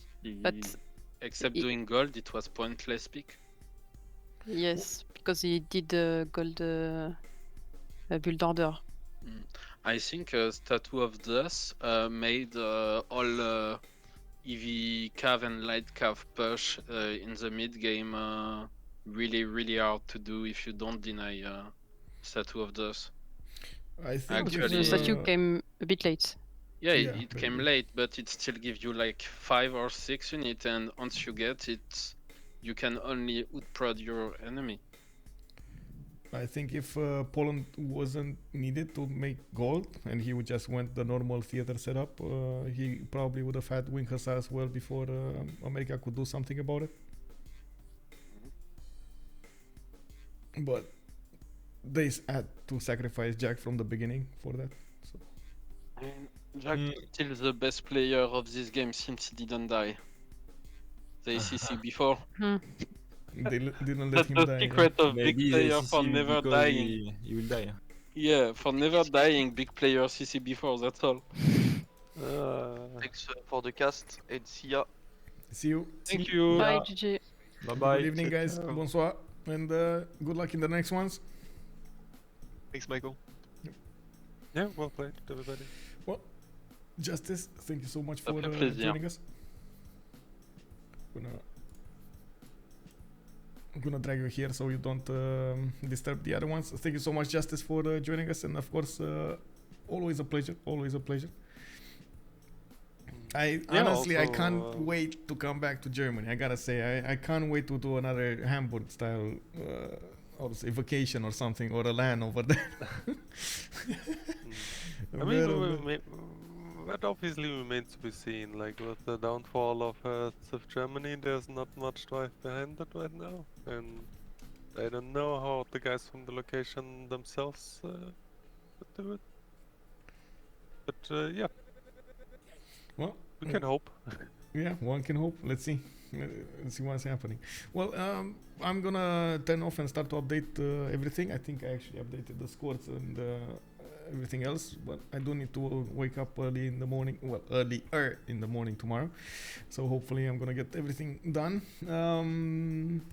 We're gonna see each other in the next one. I think tomorrow you might want to join as well. We got HOH versus Among Us. I don't know if you're up to it, but you're always welcome. Yeah, remains to be seen. Like, I actually do enjoy the core-casting stuff because I don't really need to commit to anything. You so pop in, I pop can, out, whatever you want. Yeah. Yeah, so I can just see if what the day does, and when I'm in the mood, I can just jump in, and when not, then we're not, right? Yeah, yeah. Okay. Well, have a good evening, good Abend, and I'm gonna turn off my mic so I can do my ending. Yeah, a pleasure as always. Good evening, everyone. So there we have it. We heard a little bit from both teams. It looks like BlackPitre did manage to score the first victory on this season. I do want to put up on the screen over here. Let me actually switch to the tournament screen on the website, and we do have them going to the second place with Civ Australia. Still needs to play their game. Civ Australia does have 2 wins already on their belt, with BlackPitre coming up with 3, 1, and 2. Notice Me Senpai is also with 1 win and 1 loss, while WCG just got 1 win and 2 losses. But 3 games. We're gonna need to see what the result will be, of course, in the games, upcoming games. We are expecting, of course, a big matchup between Civ Australia and Notice Me Senpai, and I'm pretty sure all of the other games are also gonna be so good during this weekend. And in the next weekend, we're also gonna have a super week in the next week. Actually, 2 games need to be played out, because otherwise we're gonna end up playing in Christmas. So I'm pretty sure a lot of the teams don't want to do that. We will need to see what will happen during this weekend and how the upsets will start to take shape. I'm expecting, of course, with so many good teams and like you've seen also Justice say here, the quality of the players, the quality of the teams did definitely increase significantly. Now we're gonna need to see how they're gonna go against each other and what they're gonna pull off. At the same time, if you're coming up from YouTube, thank you so much for joining. I do hope you're gonna throw this video a thumbs up, and we're gonna see each other in the next one. We do need to see if also you're gonna join us on the live stream on twitch.tv/OnSpotTV. I do hope we are gonna get you're gonna leave a comment down below and tell me your opinion about everything. I can't wait to see and to hear it, and of course to read it. At the same time, I do have to say, if you're looking for my schedule, you can always find my schedule on my Discord. On my Discord, on OnSpotTV Discord, they're gonna have well, first of all, the food pics over here, delicious foods. Oh yes, crispy AZ, look at this steak, bro. Oh my god, this steak. Anyway, coming back to real life over here, we do have upcoming games. This is the channel that I keep updated with all of the games that I do during the week, and you're gonna get you know, the tournament over here. You're gonna get also the date and the hour of the game. I do also keep an updated channel for what the upcoming game is always gonna be. OnSpotTV streams is that one, and I do try to put the next stream. You can. I do have to also say on Saturday. I do hope we're gonna see each other as well. We do have the Civ Give draft, the Civilization draft, and we're gonna try to get that going and see who's gonna play what. I do think we're also gonna get. We're also gonna get the answer of who is gonna be playing with whom. We don't know yet. It's gonna be a 2 versus 2 versus 2 versus 2 versus 2 setup, but we don't know who is gonna be teamed up with whom yet. That information is only on the organizers, and right now every streamer is like, oh, what am I gonna do? What am I gonna do? Of course, we do. Quite a few of us do already know each other from other streams. We've played with each other and so on. But it's different when you get matched up, and everyone over here is quite excited to see that. If you do, of course, if you're kind enough to actually want to donate to this move, we do have I do have actually the command over here, the Civ Give, just the Civ Give, yes, and you get a link to the event, the charity event, where you can donate, and of course every little bit of help does go a long way towards our goal. We are trying to get $75,000 as donations for this charity event for the Gamers Outreach Foundation. It's a foundation that will does make consoles for sick kids in the hospitals, giving them the opportunity to actually have some fun. Even if they do have quite a few problems, they still can get some enjoyment. And of course, don't think about the problems that much. It's very, very, very interesting, and I love this idea from the beginning. I do also want to say, I'm going to close the stream right now. We're going to see each other in the next one. I hope you enjoyed the stream. I hope you also will join me for tomorrow's stream. We do have HOH, Holiday on Highlands versus Among Us at 1900 GMT on Friday. So see you then. Good evening, and of course, I do hope you're going to have a very good time with some Civilization 6 content. Bye bye bye.